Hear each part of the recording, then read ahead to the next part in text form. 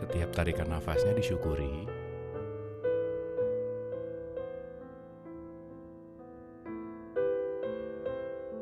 Setiap buangan nafasnya juga disyukuri. Sesederhana, saya bersyukur saya masih bernafas hari ini, detik ini, saat ini.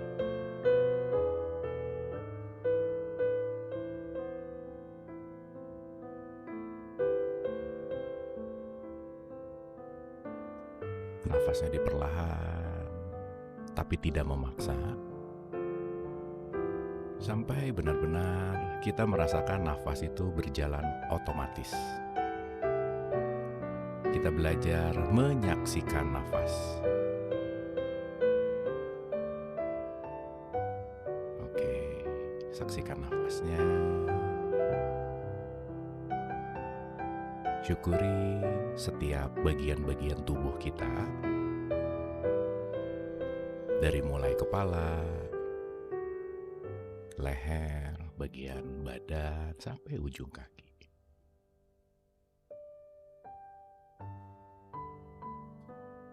Oke, perlahan boleh digerak-gerakkan kepalanya ke kanan dan ke kiri. Dilenturkan dulu. Sambil niatkan di dalam hatinya, dinikmati juga untuk melepaskan beban-beban pikiran. Bagus, pundaknya boleh diangkat, diturunin. Pokoknya make yourself comfort. Buat sangat nyaman. Yang dipegang dilepasin dulu, yang kaku dilemesin. Disyukuri kita masih bisa gerak itu anugerah. Kita masih bernafas itu anugerah. Belajar mensyukuri hal yang sederhana itu adalah esensi dari inkarnasi itu sendiri.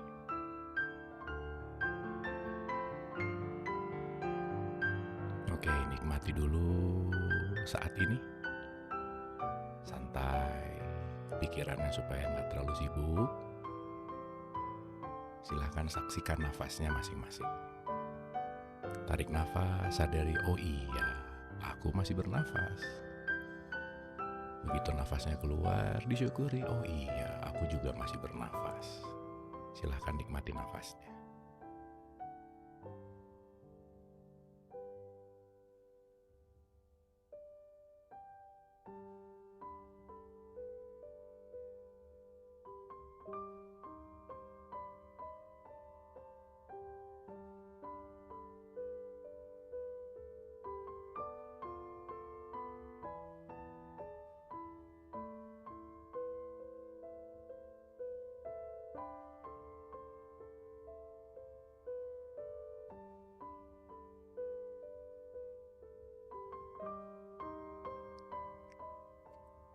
Dan kita bersyukur dari hati kita.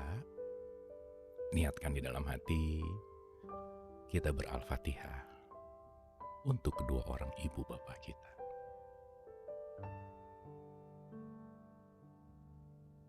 Al-Hadiniyah, Al-Fatihah.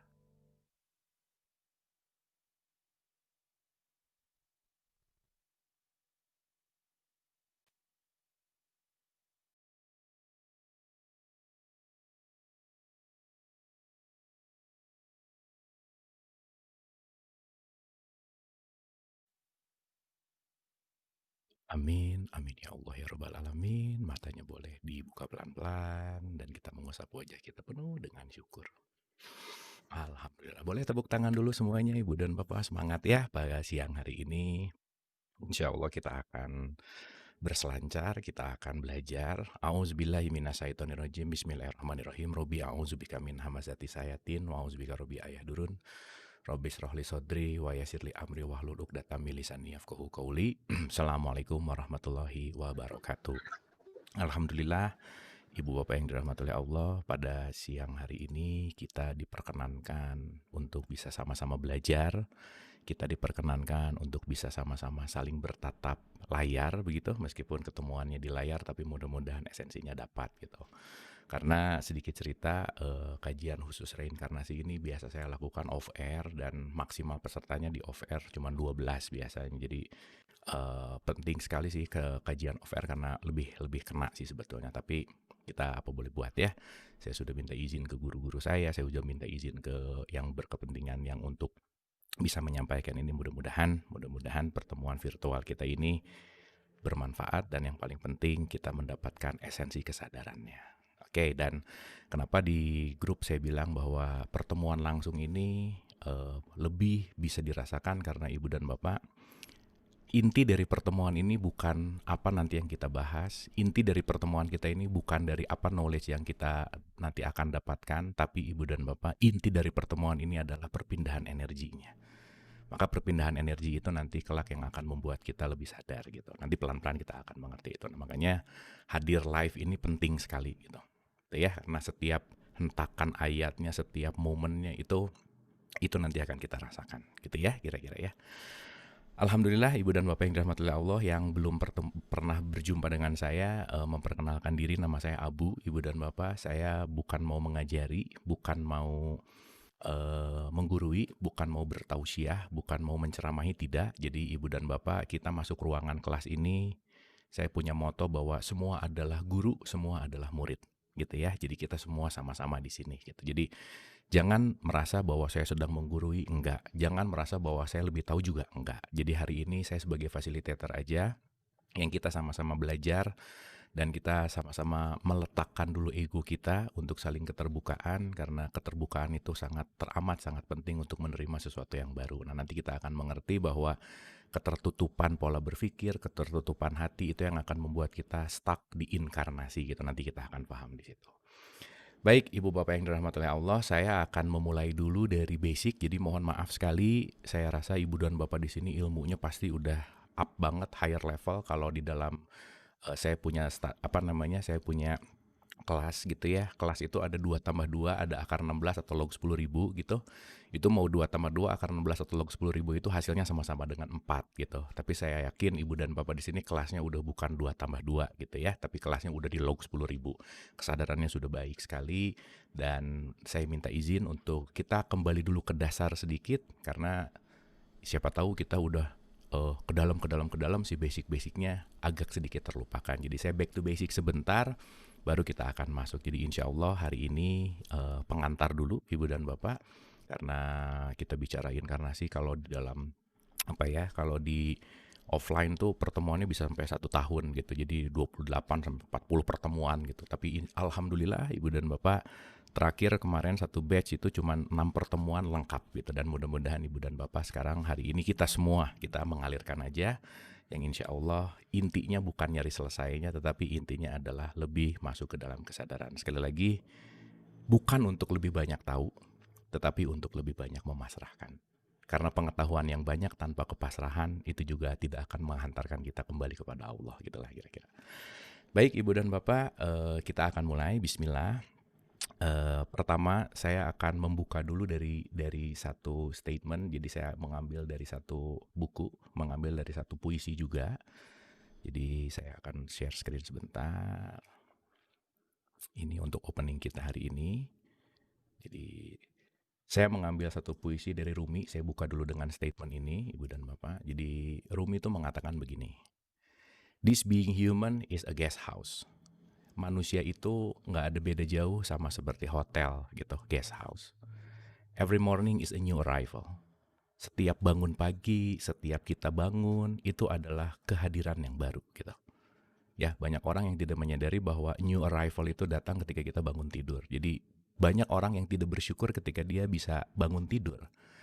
Jadi tadi malamnya mungkin tidurnya bareng, tapi belum tentu besok paginya bangun barengan, belum tentu gitu. Makanya every morning itu new arrival. Jadi setiap bangun pagi itu kedatangan kita kembali yang baru sebetulnya. Oke ya, nanti kita akan paham itu. Mau ada a joy, depression, minus, mau bahagia, mau yang menyebalkan, itu semua adalah momentary awareness come. Semua itu adalah puncak untuk mencapai kesadaran. Jelas ya, jadi di dalam hidup itu tidak pernah ada bad day. Yang ada bad moment, cuman kita ngomongnya seharian jadi bete gitulah kira-kira. Jelas ya, jadi sebetulnya tidak ada bad moment dalam hidup. Karena kenapa? Semuanya itu adalah dihadirkan untuk meningkatkan kesadaran kita. Nanti kita akan paham. Oke, itu semua disebut oleh Rumi as an unexpected visitor. Kita akan banyak sekali kedatangan tamu yang tidak diduga, Ibu dan Bapak. Jelas ya? Nah, pesannya adalah welcome and entertain them all. Terima dan entertain semua visitor-visitor yang datang ke kita. Be grateful for whoever comes. Berbahagialah, bersyukurlah siapapun yang hadir ke kita. Kenapa? Because each has been sent as a guide. Karena semuanya didatangkan sebagai petunjuk. Jelas ya, Ibu dan Bapak ya. Jadi ini yang akan menjadi opening kita hari ini. Kita sadari bahwa hidup ini, saya, kita semua, kita sama seperti hotel, Ibu dan Bapak. Kalau Ibu Bapak pergi ke hotel, si pelayan hotelnya mau dia lagi bete, mau dia lagi nggak bete, tetap senyum gitu. Kenapa? Karena yaitu tugas dia itu adalah menjadi ruang. Jelas ya, maka yuk kita belajar menjadi manusia ruang, sehingga kalau kita sudah masuk ke dalam manusia ruang, itu kita akan mewadahi apapun yang hadir ke dalam diri kita. Makanya kalau ada di ruangan itu kan ada ruangan dan ada furniture gitu. Nah, jangan jadi manusia furniture. Kenapa? Kalau jadi manusia furniture nanti ruangannya sempit terus gitu. Makanya yuk belajar jadi manusia ruang yang mewadahi semua yang hadir ke dalam diri kita gitu. Itu poin penting yang pertama gitu. Oke ya, Ibu dan Bapak yang dirahmati Allah, saya cepat aja, saya awali dulu dari simple way-nya. Yang pertama, Ibu Bapak yang dirahmati Allah. Berbicara tentang reinkarnasi, ini sesuatu hal yang sangat tabu gitu ya. Tetapi saya rasa beberapa tahun belakangan ini sudah mulai tidak tabu lagi gitu. Karena sekarang interpretasi manusia atau orang, terutama orang beragama gitu ya, terutama orang Islam, yang sekarang kita sama-sama sadari bahwa mayoritas pemeluk agama di masyarakat kita adalah Islam, memiliki sudut pandang yang berbeda tentang reinkarnasi gitu. Nah, tetapi saya rasa ketika kita memiliki perbedaan, disitulah balik lagi sent as a guide, semuanya adalah petunjuk gitu. Makanya Ibu dan Bapak, setelah halaman ini, saya memohon kepada kita semua, yuk kita bakar dulu knowledge kita sebelumnya, kita buang dulu buku-buku kita sebelumnya, kita bakar semua pengetahuan kita supaya pengetahuan yang barunya bisa masuk gitu. Jadi lepaskan dulu semua konsep, semua paradigma, semua apapun. Karena kenapa? Dengan kita datang ke suatu tempat pembelajaran sudah membawa konsep lama, maka konsep yang baru atau kesadaran yang baru gak masuk gitu. Jadi kita lepasin dulu pengetahuan-pengetahuan, kita buka dulu diri seluas-luasnya, buka dulu hati seluas-luasnya untuk menerima sesuatu hal yang mungkin ini baru, mungkin ini sesuatu yang tidak pernah dibicarakan, dan itulah mungkin ini akan dalam tanda petik agak sedikit aneh gitu dalam tanda petik. Makanya kenapa Nabi Muhammad begitu jadi Nabi dan Rasul disebut orang yang gila gitu. Dia melakukan sesuatu yang di luar kebiasaan gitulah kira-kira. Oke ya Ibu dan Bapak ya, siap? Sampai sini oke? Oh tadi ceria-ceria, ini sekarang kok jadi gak semangat gini. Oke Ibu Bapak sip ya, aman ya? Oke sip. Oke, Ibu Bapak gak boleh serius ya, rumusnya gak boleh serius. Nah, tapi sungguh-sungguh, kan beda ya. Kalau serius tuh mikir, serius tuh konsep gitu, serius tuh ego. Tapi kalau sungguh-sungguh tuh nerima gitu. Oke, jadi hari ini kita dilarang serius tapi sungguh-sungguh. Oke, yang pertama kita sadari dulu Ibu dan Bapak bahwa the circle of life. Kalau Ibu Bapak mendengar ada kematian, saya garis bawahi to the point bahwa kita semua tidak akan pernah mengalami kematian. Jelas ya, karena kita ini melakukan perjalanan yang circling, perputaran, pembaharuan, dinamis gitu.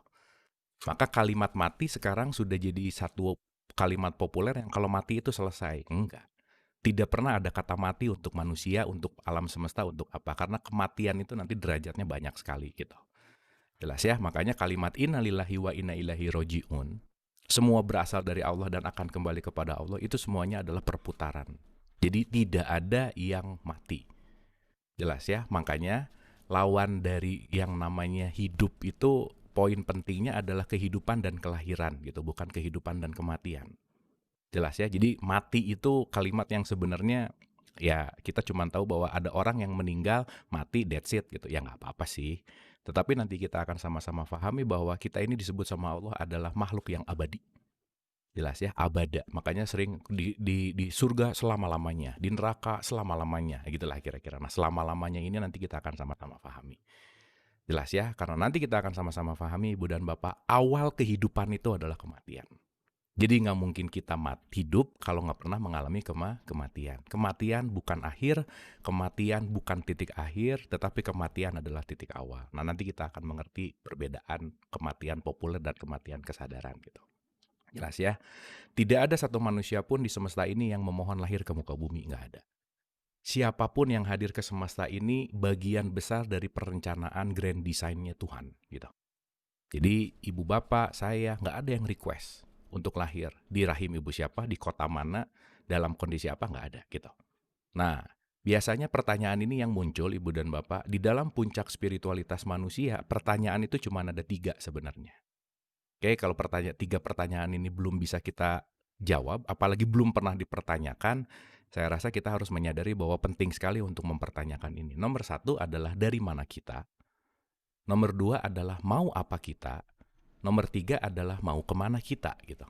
Nah, itu poin pentingnya. Jadi dari mana kita, mau apa, mau kemana, itu poin pentingnya. Karena ingat ibu dan bapak, hidup ini hanyalah mampir gitu ya, kira-kira ya. Oke, saya langsung aja, ini cuma mau bicara tentang innalillahi wa inna ilaihi raji'un. Jadi poinnya adalah orang yang sadar kematian itu adalah hari raya gitu. Jadi kematian itu adalah hari raya bagi orang-orang yang memiliki kesadaran tinggi. Karena kenapa? Kematian itu sesuatu yang ditunggu sebetulnya. Saya kasih contoh sederhana begini, Ibu dan Bapak. Saya kasih contoh sederhana begini. Ya, saya ke sini dulu supaya gampang. Oke, saya kasih contoh begini. Kalau innalillahi wa inna ilaihi raji'un, berarti kita datang dari titik yang sama. Setuju ya? Kita datang dari titik yang sama dan mau kembali. Berarti yang jadi pertanyaan adalah kita semua ini adalah makhluk-makhluk yang mau kembali. Oke, saya gambarin aja ya supaya kebayang. Oke, jadi gini. Kalimat innalillahi ini kan populer banget nih. Terus nanti saking populernya jadi ingat bahwa innalillahi ini untuk orang yang meninggal gitu ya. It's okay untuk populer gitu. Tapi ini poin penting yang harus kita sadari Ibu dan Bapak. Kita datang dari satu titik, innalillah, lillah, kita berasal dari lillah. Ya udah, sekarang kita pakai kalimatnya lillah Allah, alif lam lam ha gitu ya. Tapi alif lam lam ha ini kan hanya simbol. Makanya nanti kita akan mengenal Tuhan. Nomor 1, pengenalan terhadap Tuhan nomor 1, dia mengenal dengan simbol dulu. Karena manusia perlu yang namanya visual. Tetapi jangan terkecoh dengan simbol, karena simbol itu hanya representasi. Dari apa? Dari sesuatu yang tidak perlu simbol. Nah, ini paradoksnya Tuhan tuh menarik. Jelas ya? Jadi Tuhan itu nggak perlu nama sebetulnya. Tuhan itu nggak perlu simbol sebetulnya. Buat apa dia punya nama? Siapa yang akan memanggil dia? Karena pemanggilan nama Tuhan bukan dengan kata-kata, tetapi pemanggilan nama Tuhan dengan suatu rasa yang tidak memerlukan kata-kata gitu. Jadi kalau kita masih sibuk penamaan Tuhan, penamaan Allah, penamaan simbol, dan seterusnya, ya ini kelas 2+2 gitulah kira-kira. Ini masih TK gitulah kira-kira. Kalau di grading sekolah. Tetapi dari TK kita belajar, oh ibu dan bapak, kalau mau memperkenalkan ke anak yang namanya binatang, pertama dia dikasih dulu buku binatang. Jadi dia melihat gajah di dalam buku. Jelas ya? Pertanyaan saya, begitu si anak melihat gajah di dalam buku, apakah dia sudah melihat gajah? Belum. Dia baru melihat gambarnya gajah. Dia baru melihat gambarnya singa. Dia baru melihat gambarnya jerapah dan seterusnya. Maka simbol ini nanti akan keluar menjadi kitab. Jelas ya? Jadi kalau ibu dan bapak sekarang mau kenal Tuhan hanya membaca kitab, itu baru melihat gambarnya secara simbol. Belum ketemu gitu. Nah yang menarik sekarang adalah udah menguasai simbol, seakan-akan udah ketemu sama Tuhan, seakan-akan dia yang paling benar, dengan egonya nyalahin orang lain. Nah ini bahaya gitu. Jelas ya? Nah jadi kalau sekarang mau memperkenalkan gajah sama anak gimana caranya? Bawa ke zoo gitu, bawa ke kebun binatang. Dia akan melihat gajah dengan kaget. Kenapa? Di gambar tuh gajah tuh lucu gitu. Tetapi begitu dia ngelihat aslinya, Bu, Pak, dia mungkin akan terpesona bahwa oke, gede banget ya ternyata, gitulah kira-kira. Nah, di situ sudah tidak berbicara simbol lagi. Di situ sudah berbicara dengan konsep bahwa satu dengan simbol adalah nama, yang kedua dia sudah mengenal sifatnya gitu. Dia sudah melihat langsung sifatnya. Dan nanti dari sifat dia sudah mengalami di situ. Jadi pengalaman. Makanya kalau saya gedein sedikit ya. Makanya mohon maaf Ibu dan Bapak, semua ilmu yang belum dialami itu masih garing bahasanya dalam tanda petik. itu masih sesuatu yang belum jadi apa-apa gitu. Kenapa? Karena ilmu yang terbaik itu adalah sesuatu yang sudah kita alami. Makanya dengan konsep yang namanya meng, ada kata-kata alam dan ada kata-kata i. Jadi kalau sudah mengalami, berarti saya sudah masuk ke dalam alamnya si sesuatu yang esensi gitulah kira-kira. Jadi si anak ini nggak ragu-ragu lagi udah ngelihat gajah. Dia bukan ngelihat gambar gajah gitu. Jadi kita nggak usah sibuk dengan gambar-gambar Tuhan yang punya kaki 4 lah, tangan 4 lah, atasnya binatang, bawahnya apa. Itu hanyalah simbol dari sebuah kesifatan supaya kita nanti mengalami gitu. Jelas ya? Makanya di dalam tradisi Christianity disebut Imago Dei. Siapa manusia? Image-nya Tuhan gitu. Siapa semesta? Image-nya juga Tuhan. Image itu adalah gambaran gitu. Dan nanti kita akan sama-sama paham Ibu dan Bapak. Mohon maaf harus saya sampaikan, saya berani cerita karena saya sudah meriset ini lebih dari 9 tahun. Dan hasil dari, meskipun belum final, tetapi ada statement yang bisa saya ungkapkan dalam beberapa tahun research ini adalah banyak orang yang asing dengan Tuhannya sendiri gitu. Jadi itu disebut alienated gitu. Jadi dia teralienasi gitu, dia asing. Pertama dia asing dengan tubuhnya, yang kedua dia asing dengan Tuhannya. Jadi hari ini tuh banyak orang yang gak betah dengan tubuhnya gitu, Ibu dan Bapak. Makanya banyak stres, depresi, itu ya. 70% manusia hari ini stres dan depresi karena kenapa? Dia gak betah dan tidak mengenal siapa dirinya gitu. Apalagi Tuhannya. Gitu ya, kira-kira ya. Oke, nah kelak nanti alam jadi semesta. Alam dalam bahasa Arab itu artinya adalah sign. Oke, sign itu artinya apa? Tanda. Makanya ibu bapak kalau pertama ketemu pasti ditanya, ibu alamatnya di mana? Nah, itu bahasa Arab sebetulnya. Tanda di mana tempat tinggalnya gitu. Makanya nanti kita akan belajar kenapa Allah membuat bahwa belajarlah kepada alam. Nah, nanti kalau di level 2+2 dengar kata alam langsung gunung. Bukan gitu. Itu pemandangan alam jadinya ya, beda cerita gitu. Nah, alam ini adalah sign. Sign itu adalah tanda. Dalam bahasa Arab juga tanda disebut dengan yang namanya ayat gitu. Jadi Ibu dan Bapak, di buku 6.236 kitab Al-Quran itu cuma 0,000001 dari simbolnya Tuhan. Jadi menguasai kitab itu belum tentu mengenal Tuhan gitu. Jadi dalam tanda petik ketika kita menguasai kitab belum tentu memahami sifatnya Allah. Itulah kira-kira. Jelas ya? Oke, nah saya balik dulu nih Ibu dan Bapak. Jelas ya? Jadi ini tolong diingat kata-kata kuncinya, ada alam, ada ayat, ada tanda, ada pengenalan terhadap simbol dan sifat gitu. Oke, karena sekali lagi banyak orang hari ini terasing dengan Tuhannya gitu ya. Sehingga karena saking terasing dengan Tuhannya, nyari Tuhan tuh jauh banget gitu Ibu dan Bapak. Saking jauhnya nggak ketemu juga. Nah biasanya udah mentok kejeduk baru ketemu gitu kira-kira. Nah mudah-mudahan kita nggak perlu terperosok ulang-ulang lagi, mentok ulang-ulang lagi, kejeduk ulang-ulang lagi. Karena sekali lagi saya selalu mengingatkan, kadang kita perlu kejeduk untuk sadar punya kepala gitu. Kadang kita perlu sakit untuk menyadari nikmatnya sehat. Dan itu adalah salah satu nature sifatnya manusia gitu. Oke, sehingga nanti jadi manusia juga sangat long story gitu. Oke, nah pengantar dulu ya dikit ya Ibu dan Bapak ya. Oke, sip. Nah sekarang kita renungkan begini. 1.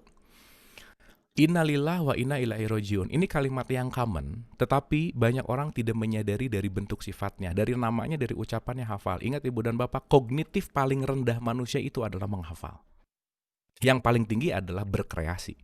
Maka dari hafal harus naik kepada faham nanti analisa dan seterusnya. Itu panjang lah sih kalau mau diomongin teori. Itu saya nggak mau banyak terlalu teori, tetapi baru mengucapkan dan menghafalkan itu belum tentu dia mengenal Tuhan gitu. Banyak menyuarakan nama Allah, belum tentu dia mengenal Allah gitu. Jadi parameter indikator orang yang mengenal Tuhan itu bukan sering menyebut nama Tuhan. Nah itu yang disaringkan. Innalillahi wa inna ilaihi rajiun. Itu saya akan gambarkan begini Ibu dan Bapak. Semua berasal dari titik yang sama. Yang titik itu kita sepakati namanya adalah Allah gitulah kira-kira. Jadi Allah ini nama kesepakatan. Setuju ya? Kita sepakat gitu. Nah orang mau pakai nama apapun nggak usah kita ributin gitu. Karena orang punya kesepakatan beda-beda gitu. Mau dia mengambil dengan nama Gusti Pangeran lah, Sang Hyang Widi, itu hanyalah simbol. Jadi jangan terlalu sibuk dengan simbol karena simbol memang dibutuhkan, tetapi bukan simbolnya yang penting, tetapi makna di balik simbol. Kita tahu nama Allah tetapi jangan-jangan kita tidak mengenal siapa di balik namanya. Ibu bapak tahu nama Abu, tapi ibu bapak belum tentu kenal siapa si Abu gitu. Jadi kalau cuman kenal baru nama, Itu terlalu dini untuk menggambarkan sesuatu. Maka kalau orang yang kenal Allah hanya nama, Allah banyak disalah-salahin. Dikit-dikit diuji Allah, diazab Allah, musibah Allah, ini semua disalahin gitu. Karena dia tidak mengalami refleksinya, dia tidak mengalami kesadarannya gitu. Oke, nah sekarang kita renungkan begini, Ibu dan Bapak. Semua berasal dari dia nih, kan jelas nih kalimatnya. Ini tiap hari mungkin jadi kalimat yang kita dengar gitu. Dan kita akan kembali kepada dia. Oke? Putaran ini dalam bahasa Arab disebut tawaf. Maka kalau ibu dan bapak umroh haji pasti ada tawaf. Oke, jadi tawaf itu bukan mengelilingi saja di Masjidil Haram, enggak. Tawaf itu artinya adalah dinamis, kehidupan yang berputar. Jadi ibu dan bapak perlu disadari tidak ada yang diam dalam hidup ini. Semua dari partikel paling kecil sampai partikel yang paling besar dinamis dan bergerak.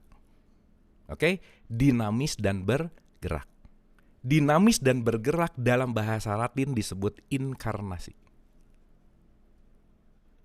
Oke, jadi kita tahu dulu kalimat inkarnasi, sehingga nanti kita akan tahu reinkarnasi. Nah, sekarang kita ngomongin inkarnasinya dulu. Oke, jadi incarnate adalah sesuatu yang bergerak, berdenyut, dinamis, bergerak, berdenyut, dinamis. Itu yang disebut dengan yang namanya inkarnasi gitu. Jelas ya? Jadi ibu dan bapak sekarang lagi makan, lagi minum, lagi dengerin, lagi apa? Ibu dan bapak sebetulnya sedang melakukan apa? Inkarnasi. Oke, itu dulu yang harus kita paham. Tapi sekali lagi ibu dan bapak, sekali lagi apa yang kita dapati di ruangan ini bukan untuk orang lain tapi untuk diri kita. Setuju ya? Karena orang lain belum tentu satu frekuensi, satu level dengan diri kita.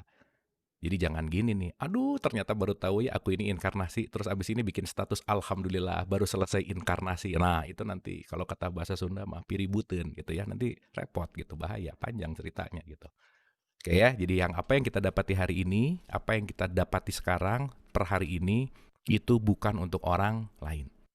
Oke, untuk diri kita masing-masing. So keep di dalam diri kita. Makanya kenapa Jibril tuh selalu ngomong gini sama Nabi Muhammad. Ini kalau teaternya sedikit ya, kalau diteatrikalkan sedikit lagi ngobrol. Wahai Muhammad, rahasiaku rahasiamu ya, jangan bilang-bilang. Oke, kata Nabi Muhammad. Nah, Nabi Muhammad itu pinter banget menyampaikan rahasia dengan bahasa kiasan gitu.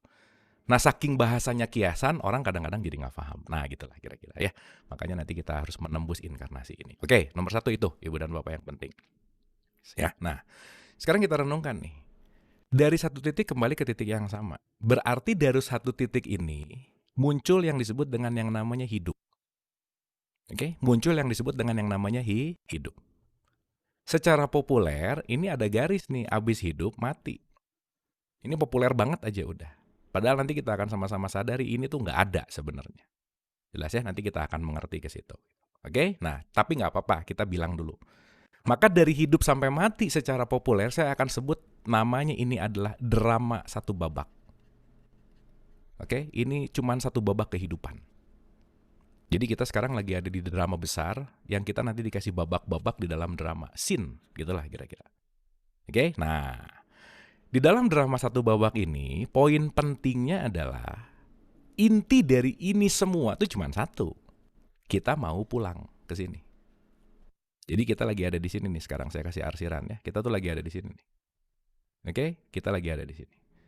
Nah, makanya nanti saya akan kasih bintang Ibu dan Bapak. Saya akan kasih sign di sini supaya nanti kita mengerti bahwa at least per saat ini kita merubah konsep dulu tentang kalimat mati gitu. Jadi maaf nih ya, kalau sekarang dengar kata mati masih takut, nah itu 2 tambah 2 berarti gitu. Nah gimana mau bahas reinkarnasi, ya orang mati aja masih takut gitu ya kira-kira ya. Nah kenapa kita takut? Karena kita sudah punya konsep. Kita sudah punya belief system. Di mana belief system itu ditanamkan oleh orang lain. Itu yang menjadi menarik. Kita mempercayai apa yang dipercayai orang lain tanpa mengalami, kita mengiyahkan. Nah kita terlalu mudah untuk mempercayai sesuatu yang tidak dialami gitu loh Ibu dan Bapak.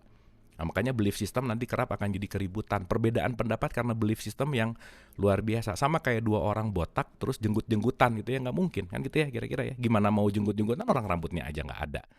Dua-duanya berdasarkan praduga prasangka yang dia tidak alami gitulah kira-kira. Ini poin pentingnya. Oke, nah saya lanjut ya.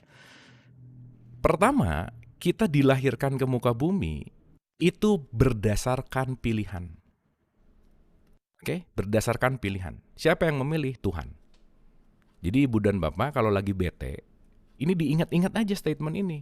Saya tuh pilihannya Tuhan, kok saya bete sih? Nah gitulah kira-kira. Banyak orang yang sekarang gak pede dirinya terpilih sama Tuhan karena dia gak sadar dia dihadirkan untuk apa gitu. Nah berarti kalau orang yang hari ini banyak mengalami kehidupannya tidak dalam kondisi tenang, bahagia, damai, berarti dia lupa sama sekali bahwa hidup ini bukan untuk menunaikan keinginan kita gitu. Hidup ini bukan untuk menjalankan rencananya kita gitu. Makanya nanti kita akan sama-sama paham Ibu dan Bapak, kenapa kita terpilih? Karena kita sudah masuk ke dalam grand skenario-nya Allah. Oke ya. Nah yang menarik adalah skenario-nya udah jelas, sutradaranya udah jelas, si aktornya, si abunya nggak tahu skenario-nya ngapain, nggak kenal sama sutradaranya, akhirnya apa? Siapapun yang lahir hari ini, dia membuat skenario baru, the new skenario. Dia keluar dari skenario aslinya. Nah, skenario ini dalam bahasa Arab disebut fitrah. Maka Idul Fitri itu kembali kepada skenario awal Tuhan. Itu maksudnya. Makanya dirayakan. Makanya ada perayaan Hari Raya Idul Fitri itu adalah kembali kepada skenario dasar. Kenapa saya bisa kembali kepada skenario dasar? Ya udah jelas 30 hari kamu merenung, 30 hari kamu siam, kamu akan mengerti siapa dirimu gitu. Tapi again Ibu dan Bapak, sekarang puasa jadi simbol, umroh jadi simbol, haji jadi simbol, jadi gelar, sholat jadi simbol, syahadat jadi simbol. Semua hanya berbentuk simbol sehingga dia tidak masuk ke dalam esensi kesadarannya gitu. Makanya ritual sekarang tidak terlalu efektif untuk memperkenalkan diri kepada Tuhan. Makanya Tuhan kasih COVID bahwa umroh aja nggak bisa, haji aja nggak bisa, ke masjid aja susah. Kenapa? Karena jangan-jangan ada satu sign bahwa kamu terlalu menuhankan simbolnya gitu. Dalam tanda petik, jangan-jangan tidak memaknai makna di balik simbol gitu. Jelas ya Ibu dan Bapak ya. Simbol sama sifat ini satu kunci yang analogi yang ini mudah-mudahan kita nggak lupa gitu ya. Jadi jangan terperangkap di dalam simbol tetapi di dalam sifatnya, di dalam esensi gitu. Ini esensi gitu ya ceritanya. Oke. Sampai sini clear Ibu dan Bapak? Aman sampai sini? Bisa difahami ya? Oke, bisa di follow ya. Oke, sip, thank you. Oke, saya lanjut nih. Saya mau nanya, kita renungkan. Berarti titik start yang awal itu apa? Ya Allah. Titik akhirnya di mana? Ya Allah juga. Gitu ya. Titik awal akhir, titik Allah akhir. Jadi semua awal dan akhir itu awalnya datang dari siapa? Dari Allah juga gitu. Berarti pertanyaannya adalah kematian kan bukan titik akhir, not finish. Kematian itu hanya drama satu babak yang kita akan mengalami perjalanan berikutnya yang kita belum pernah mengalami, si X ini, si Y ini, si Z ini yang kita nggak pernah tahu gitu. Jelas ya, tapi poin pentingnya adalah yang ingin ditekankan per saat ini adalah kematian bukan akhir, kematian awal dari kehidupan. Atau nanti kita akan mengerti jangan-jangan kita belum hidup hari ini. Karena orang yang hidup di hadapan Allah bukan orang yang bisa bergerak, makan, minum. Bukan itu poinnya. Jangan-jangan kita masih disebut sama Allah itu masih disebut sebagai sesuatu yang mati gitu.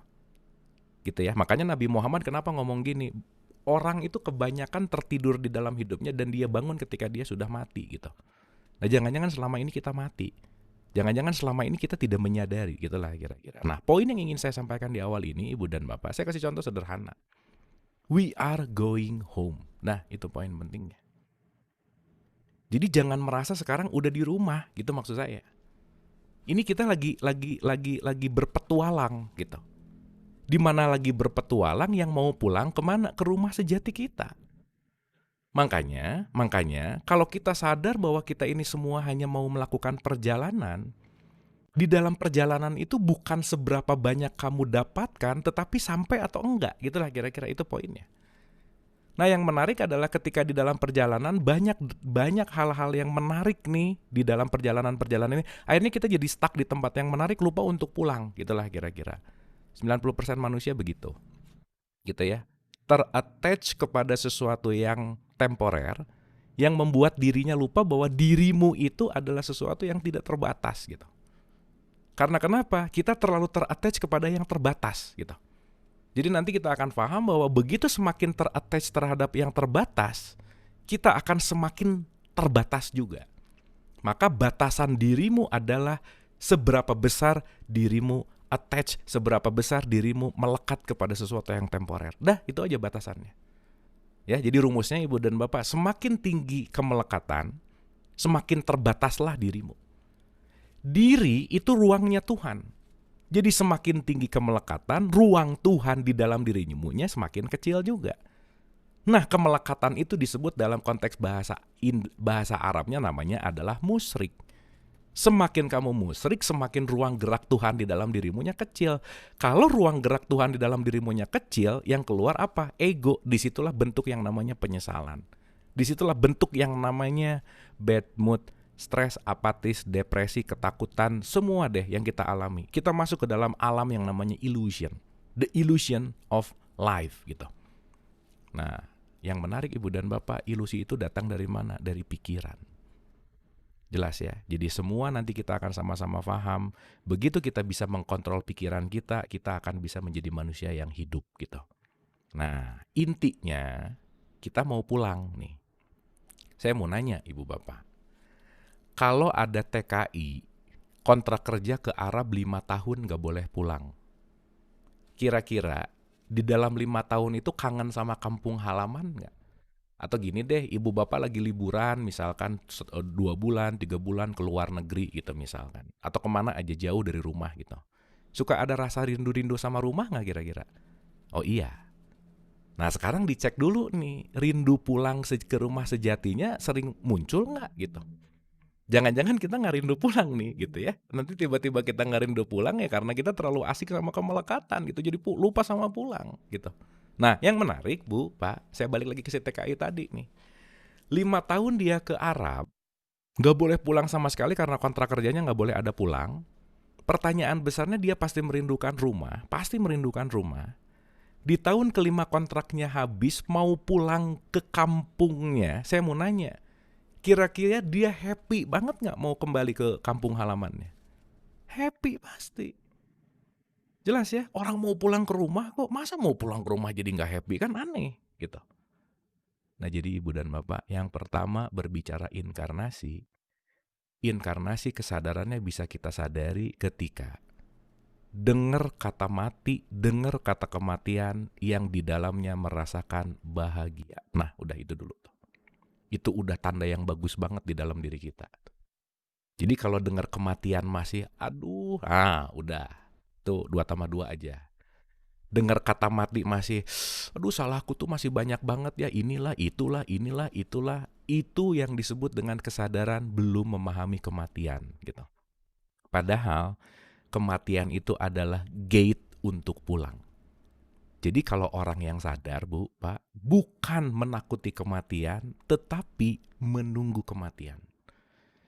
Saya mau nanya nih, Ibu Bapak di sini tipikal yang takut kematian atau nunggu kematian? Yang mana kira-kira? Nah ini susah ya, kalau offline enak jawabannya, di sini susah ya. Tapi boleh dijawab masing-masing aja ya. Nanti direnungkan pertanyaan ini. Karena pertanyaan ini nanti akan jadi salah satu jadi PR kita gitu. Kenapa? Karena pertanyaan kematian itu adalah pertanyaan yang paling jujur dijawab oleh diri kita gitu. Jadi kalau masih afraid of death, masih takut akan mati, berarti kita belum menyadari peran gitu. Ingat Ibu dan Bapak, setiap peran ada batas waktunya.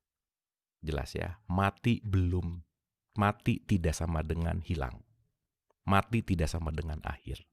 Mati tidak sama dengan the end of everything, no. Ya, nah kita akan belajar, bukan saya ya, kita mengalir ya, kita mengalirkan ilmu-ilmu Tuhan kan gitu ya. Kita akan mengalirkan begini. Jadi saya akan merubah dulu supaya kita masuknya enak nih. Mati artinya adalah transformasi. Oke, mati adalah transformasi. Maka Ibu dan Bapak, tidak pernah ada yang hilang di semesta ini. Semuanya melakukan transformasi. Makanya nggak pernah ada yang dibuang di dalam kehidupan ini. Ibu Bapak kalau buang sampah itu nggak hilang. Dia bertransformasi menjadi bentuk yang lain. Dia diolah menjadi bentuk yang lain. Jadi waktu buang sampah tuh sebetulnya bukan membuang jadi hilang. Enggak, tidak ada yang hilang dalam kehidupan. Karena semuanya adalah proses transformasi tanpa batas yang disebut 7 keliling tawaf. 7 itu artinya unlimited. Oke, 7 itu artinya tidak ada batasan. Makanya nanti kita akan ngerti kalau kemarin ikut kajian yang sholat, 7 itu dari Al-Fatihah. Al-Fatihah itu pembukaan sesuatu yang 7 itu arof itu tinggi, tidak ada hentinya, sesuatu yang tidak pernah berhenti gitulah kira-kira. Jelas ya Ibu dan Bapak ya. Jadi kalau begitu, hidup ini adalah transformasi. Oke, kita lepasin dulu nih. Ya, kita terlalu saklek kalau ngomongin hidup tuh nggak ada matinya. Itu agak susah orang nerima gitu. Tetapi saya sekarang bisa bicara seperti itu karena Ibu Bapak sudah paham, kita semua sudah mengerti bahwa kematian itu bukan yang kita sadari dan pahami sekarang. Bukan itu. Jadi nanti Ibu Bapak maaf ya, maaf banget nih. Sekitar 100 tahun yang lalu, dalam semua tradisi-tradisi siapapun peradaban, Ibu dan Bapak, semua upacara kematian itu didatangi dengan sukacita dan pesta yang mewah gitu. Gitu ya. Nanti Ibu Bapak kalau pernah nonton film Coco gitu misalkan, itu bagus banget sih untuk menggambarkan ini. Terus banyak penggambaran-penggambaran. Kenapa? Karena ketika orang mati tahu dia mau pulang ke pangkuan Tuhannya. Nah, yang menarik adalah di dalam tradisi sekarang turut berduka cita. Iya, nggak salah. Tetapi yang sejatinya kematian itu harusnya turut bersuka cita. Kenapa? Karena dia mau pulang ke Tuhan. Nah cuman again 90% kan nggak paham, dalam tanda petik tidak terbiasa dengan kesadaran lebih dalam. Ya it's okay. Makanya sekarang kematian itu sangat erat kaitannya dengan kesedihan. Nah kesedihan itu kenapa terjadi? Karena ada kemelekatan. Gitulah kira-kira. Nah makanya sekali lagi Ibu dan Bapak, di pengantar ini yang ingin saya sampaikan dulu adalah hidup adalah proses transformasi. Saya mau kasih contoh sederhana. Air, ya. Saya pakai halaman baru aja ya supaya gampang. Contoh sederhana dulu nih. Air, oke, dibekukan. Jadi apa, Bu? Es. Jelas? Es bahan bakunya apa? Air. Tapi waktu jadi masih takut ya nggak apa-apa ya. nanti kita olah takutnya. Saya ulang ya. Air dibekukan, dimasukin kulkas jadi apa? Jadi es. Ini saya mau gambarin dulu inkarnasi simpel aja. Nanti orang tuh kadang-kadang dengar kata reinkarnasi itu udah terlalu gimana gitu ya. Inkarnasi itu sekarang tuh pemahamannya tiba-tiba jadi kaktus lah, tiba-tiba jadi dogi lah, nggak begitu gitu. Nanti kita akan paham gitu ya. The real incarnate gitu. Jelas ya, maka nanti kita akan bagi dua. Inkarnasi itu ada partikular dan inkarnasi universal. Nanti kita akan ngerti ke situ. Oke, nah saya ulang dulu nih Ibu dan Bapak. Air dibekukan jadi es. Begitu jadi es, kita nggak ngomong lagi ini air. Karena dia punya transformasi baru, namanya es. Mau air, mau es, dua-duanya kita sepakati namanya. Jelas ya? Sekarang saya nanya, waktu jadi es, air masih ada nggak? Waktu jadi es, airnya masih ada nggak? Ada, tetapi dinamakan air nggak di sini? Enggak, kenapa? Dia bertransformasi, berarti proses dari air menuju kepada es ini yang disebut proses kematian. Jelas ya, Ibu dan Bapak ya? Oke ya, jadi mati tuh dilepasin dulu dari takut lah, dari serem lah. Enggak, bukan itu poinnya. Nah, sekarang kita renungkan lagi nih. Es dibiarin di bawah sinar matahari, dia kembali jadi air dan dia menguap. Jadi apa? Jadi udara, let's say. Pertanyaannya, dari air menuju kepada es menuju kepada udara, saya mau nanya, airnya hilang nggak? Enggak, dia memuai. Dan dia akan menyublim kembali di dalam bentuk yang lain, maka air tidak pernah hilang karena kenapa? Dia semuanya mengalami yang namanya kematian. Sampai sini oke, Ibu Bapak? Paham ya? Oke ya. Nanti kita consider diriku adalah air. Yang sekarang dikasih wujud yang berbeda, jadi es. Es ini ya boleh disebutlah namanya masing-masing gitu. Tetapi ketika dia under the sun, ketika dia di bawah matahari, dia akan menguap juga kembali kepada udara. Inilah yang disebut ilaihi rojiun. Pertanyaannya, ini semua proses menghilang nggak kira-kira? Enggak. Ini nggak pernah hilang gitu poinnya. Tetapi proses untuk apa? Proses untuk kembali. Nah ini indah banget Bu. Proses untuk apa? We are going home. Jelas ya? Makanya kalau udah mulai banyak ngebetah di rumah yang sekarang, nah panggilan-panggilan hatinya pasti banyak. Karena jangan-jangan merindukan rumah yang sejati, tetapi kita masih banyak kemelekatan dengan rumah yang tidak sejati. Gitulah kira-kira. Oke ya, maka kalau ruang diri banyak dengan kemelekatan-kemelekatan yang temporer, sekali lagi Ibu dan Bapak, itu akan sangat berat menjalani kehidupan. Gitulah kira-kira. Sip ya, ini poin pertama nih. Kita di saat ini ngerti dulu proses yang namanya mati. Oke, proses yang namanya mati. Nah, yuk, berarti Ibu Bapak paham sekarang ayat ini. Kita mengerti ayat ini. Oke, yuk kita buka dulu. Surat 2 ayat 154. Nah, saya langsung bacain aja ya. Jadi Ibu Bapak nanti bisa fokus ke maknanya gitu. Dan ini nanti ada rekamannya juga. Oke. A'udzubillahi minasyaitonirrajim. Bismillahirrahmanirrahim. Wala taqulu, dan janganlah kamu mengatakan, qalu itu kan mengucap-ucapkan gitu ya. Lima yuk di sini, lima yuk taluf. Di sini secara statement sabil.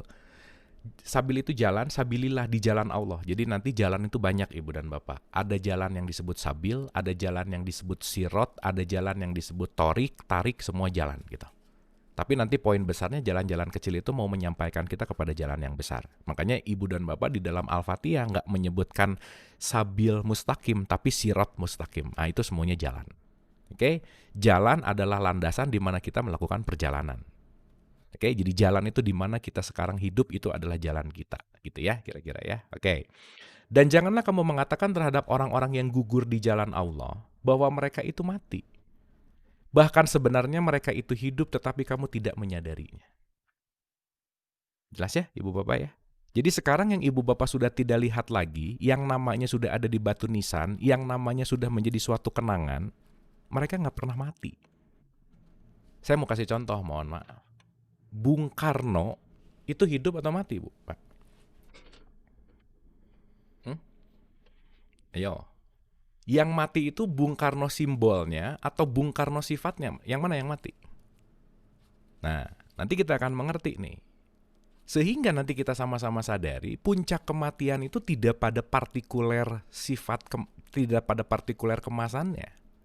Tetapi kita akan sama-sama paham bahwa yang akan mengalami periode expired itu adalah kendaraannya.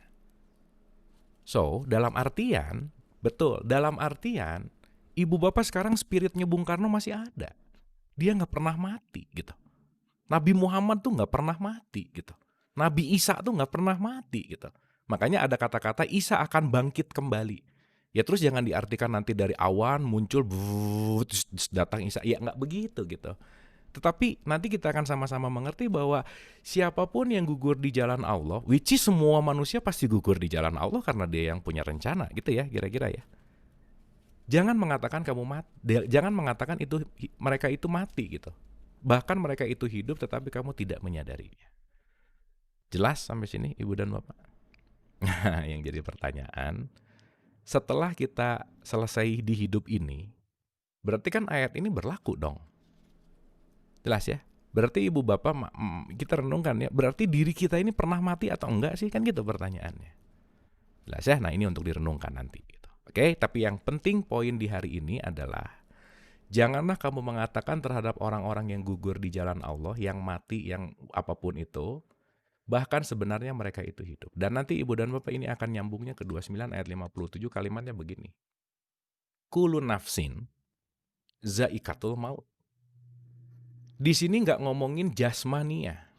Di sini nggak berbicara tentang tubuhmu. Di sini nggak berbicara tentang tanah kusir. Enggak. By the way, Ibu Bapak, di tanah kusir tempat orang mati bukan?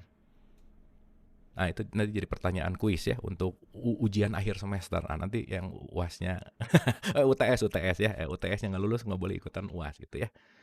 Tanah kusir tempat orang mati bukan? Nah, nanti kita renungkan gitu. Yang mati di situ tuh apa gitu. Jelas ya, nanti kita akan sama-sama pahami. Oke. Nah, di sini ada kata-kata kullu nafsin zaikatul maut. Setiap yang berjiwa akan merasakan mati. Di sini Allah ngomongnya jiwa kok, bukan tubuh gitu. Jadi ini bukan kalimat kematian yang urusannya sama tanah kusir, bukan. Kenapa? Kalau jiwamu sudah mati, kamu akan kembali kepada aku.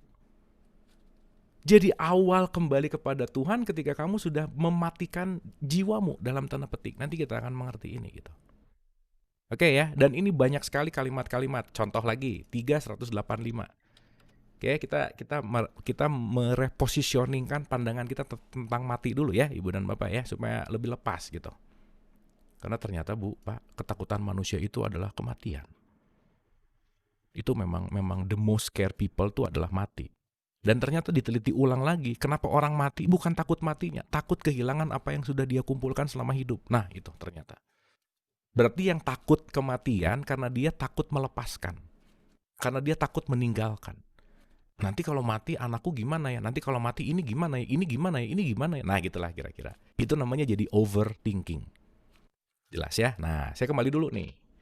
Di sini juga kalimatnya sama, kullu nafsin zaikatul maut. Setiap yang berjiwa akan merasakan mati. Di sini nggak ngomongin tubuh kok gitu.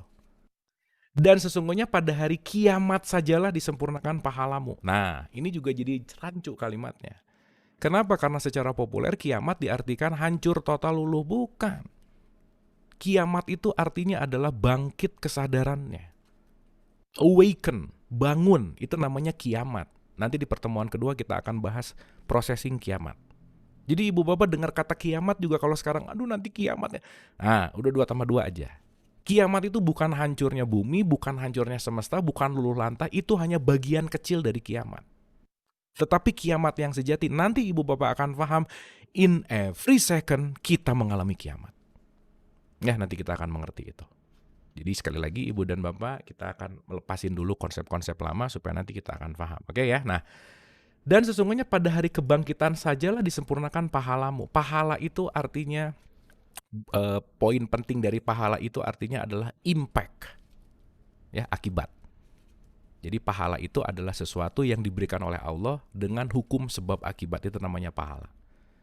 Makanya ada kata-kata nanti begitu akibat dan sebabnya tidak dalam tanda petik tidak sesuai dengan skenario, itu artinya jadi dosa. Dosa itu artinya penyesalan. Jelas ya, jadi sin itu artinya penyesalan. Maka penyesalan yang akan membuat hidup jadi berat karena penyesalan itu masuk ke memori yang paling dalam. Makanya jangan berbuat dosa, nanti kamu nyesal gitu. Penyesalan itu nanti yang akan membuat dirimu susah untuk bangkit gitu. Makanya ibu bapak maaf banget ya, saya simpulkan dulu di awal ini. Orang yang sekarang stres, depresi, takut mati, pokoknya nggak tahu arah, pokoknya sekarang nggak menentu, pokoknya sesuatu hal yang nggak enak aja. Itu poin pentingnya adalah terlalu banyak penyesalan di dalam hidupnya. Pasti. Nah, orang yang banyak menyesal di dalam hidupnya berarti dia belum mengerti perannya gitu. Jelas ya, jadi inkarnasi itu nanti akan sangat erat kaitannya dengan penyesalan. Karena ibu bapak, kehidupan kita hari ini adalah impact dari penyesalan kita dari kehidupan-kehidupan kita yang lalu, gitulah kira-kira. Nah, nanti kita akan mengerti itu. Jelas ya, makanya nanti kita akan ngerti kenapa Allah ngomong, udah kamu hadir tuh harus bersyukur banget, gitu. Jelas ya, nih Allah nanti sampai ngomongnya gini nih. Sesungguhnya kami telah menempatkan kamu sekalian di muka bumi. Kami adakan bagimu di muka bumi ini sumber penghidupan. Tapi banyak yang gak ngerti. Maka Allah mengatakan, amat sedikitlah kamu bersyukur. Amat sedikitlah kamu bersyukur. Di sini kalimatnya kolila. Kolila itu sangat sedikit, 1% lah kalau mau dipersentasi gitu. Jelas ya? Sampai sini oke, Ibu dan Bapak? Clear sampai sini? Sip. Jadi Ibu Bapak sekarang lagi hidup atau lagi mati? Takut hidup nggak? Takut hidup, takut mati nggak? Nah itu tolong diresapi ya. Tolong diresapi. Nah, nanti sebentar lagi kita akan ngerti nih ya. Kapan kita hidup, kapan kita mati. Nanti kita akan mengerti. Oke, sip. Itu fase pertamanya. Oke ya, saya rasa simple, saya rasa easy gitu ya. Saya rasa ini sesuatu yang kita alirkan aja dan kita akan lanjut for the next-nya. Oke, pembukaan di situ, pembukaan kita menyadari dulu changing paradigm tentang mati. There is no death. Oke, tidak ada kematian. Maksud saya, tidak ada kematian yang kita pikirkan secara populer. Mati bukan berarti hilang. Mati bukan berarti berhenti gitu. Oke, tapi mati adalah bertransformasi. Sip. Nih agak susah nih cerita ini di tempat lain gitu ya. Makanya kenapa penting sekali kita bikin small group gitu. Nah, oke. Ibu bapak pasti banyak pertanyaan, pertanyaannya boleh dikumpulin dulu ya, dicatat dulu. Nanti kita akan bahas satu-satu. Oke, quick review aja. Ya, quick review aja. So, poin pentingnya adalah apa dari tadi? Satu, kita ini adalah visitor. Ingat ibu dan bapak, sehebat apapun, semerasa hebat apapun diri kita, sekeren apapun pinternya, sebanyak apapun hartanya, tetap kita adalah visitor, tamu. Udah, itu dulu yang harus kita ngerti. Jelas ya, yang namanya tamu tuh nggak boleh memiliki. Bukan nggak boleh lagi, nggak bisa bahkan. Namanya juga tamu. Jadi kita adalah tamu yang sedang akan belajar, yang nanti intisari dari pembelajarannya adalah making impact. Oke, membuat impact. Impactnya apa? Bermanfaat. Jelas ya, jadi tujuan hidup itu apa? Manfaat. Poinnya. Jadi bukan apa yang akan kamu punya, tetapi manfaat apa yang akan kamu berikan. Jelas ya, karena yang dimiliki oleh kita bukan apa yang kita pegang hari ini. Yang jadi nilai di hadapan Allah bukan apa yang lagi kita pegang hari ini, tetapi apa yang sudah kita lepaskan, Ibu dan Bapak. Jadi inti dari hidup adalah belajar melepaskan, titik. Dah, itu poinnya. Oke ya, makanya begitu nanti kita sadar, begitu bangun atau begitu dilahirkan dari rahim ibu, begitu buka mata dia berprogres, itu tiap hari dia menggenggam, memegang, menggenggam, memegang, menggenggam, memegang, gitu kira-kira. Nah, di dalam satu titik tertentu dia mendapatkan titik pencerahan, apa yang dia genggam selama hidupnya harus dilepasin, dan itu berat banget, betul. Dan itu adalah sesuatu yang sangat berat sekali gitu. Jadi poin dari hidup adalah belajar melepaskan. Itu poinnya. Berarti kalau belajar melepaskan yang dihitung dalam tanda petik ya, kalau kita pakai ngomongin rapot hitungan-hitungan gitu, yang dihitung adalah yang kita lepaskan, bukan apa yang kita punya gitu. Jelas ya, makanya kenapa Allah mengatakan bahwa poin penting dari ketidakmusyrikan adalah melepaskan kemelekatan. Nah, itu poin pentingnya. Jelas ya, jadi 3 poin penting ini Ibu dan Bapak. Nah, sekarang kita masuk nih ke siapa aku. Oke, kita masuk dulu ke siapa aku. Ibu bapak maaf yang udah pernah, saya harus mengulang ini dulu sedikit, tetapi saya akan mengulang dari, kita akan mengalirkan gitu ya, kita akan belajar lebih detail lagi gitu intisarinya. Jelas ya, jadi ibu bapak pasti udah sering dengar dengan kata-kata body, soul, and spirit gitu. Jelas ya, body, soul, and spirit ini selalu akan menjadi 3 poin penting. Makanya di tradisi tetangga kita disebut the Trinity, Trinitas gitu. Jelas ya, Trihitakarana kita misalkan di tetangga yang lain gitu. Jelas ya, di kita disebut ikhlas, tauhid gitu. Tuh, semua esensinya sama sebetulnya.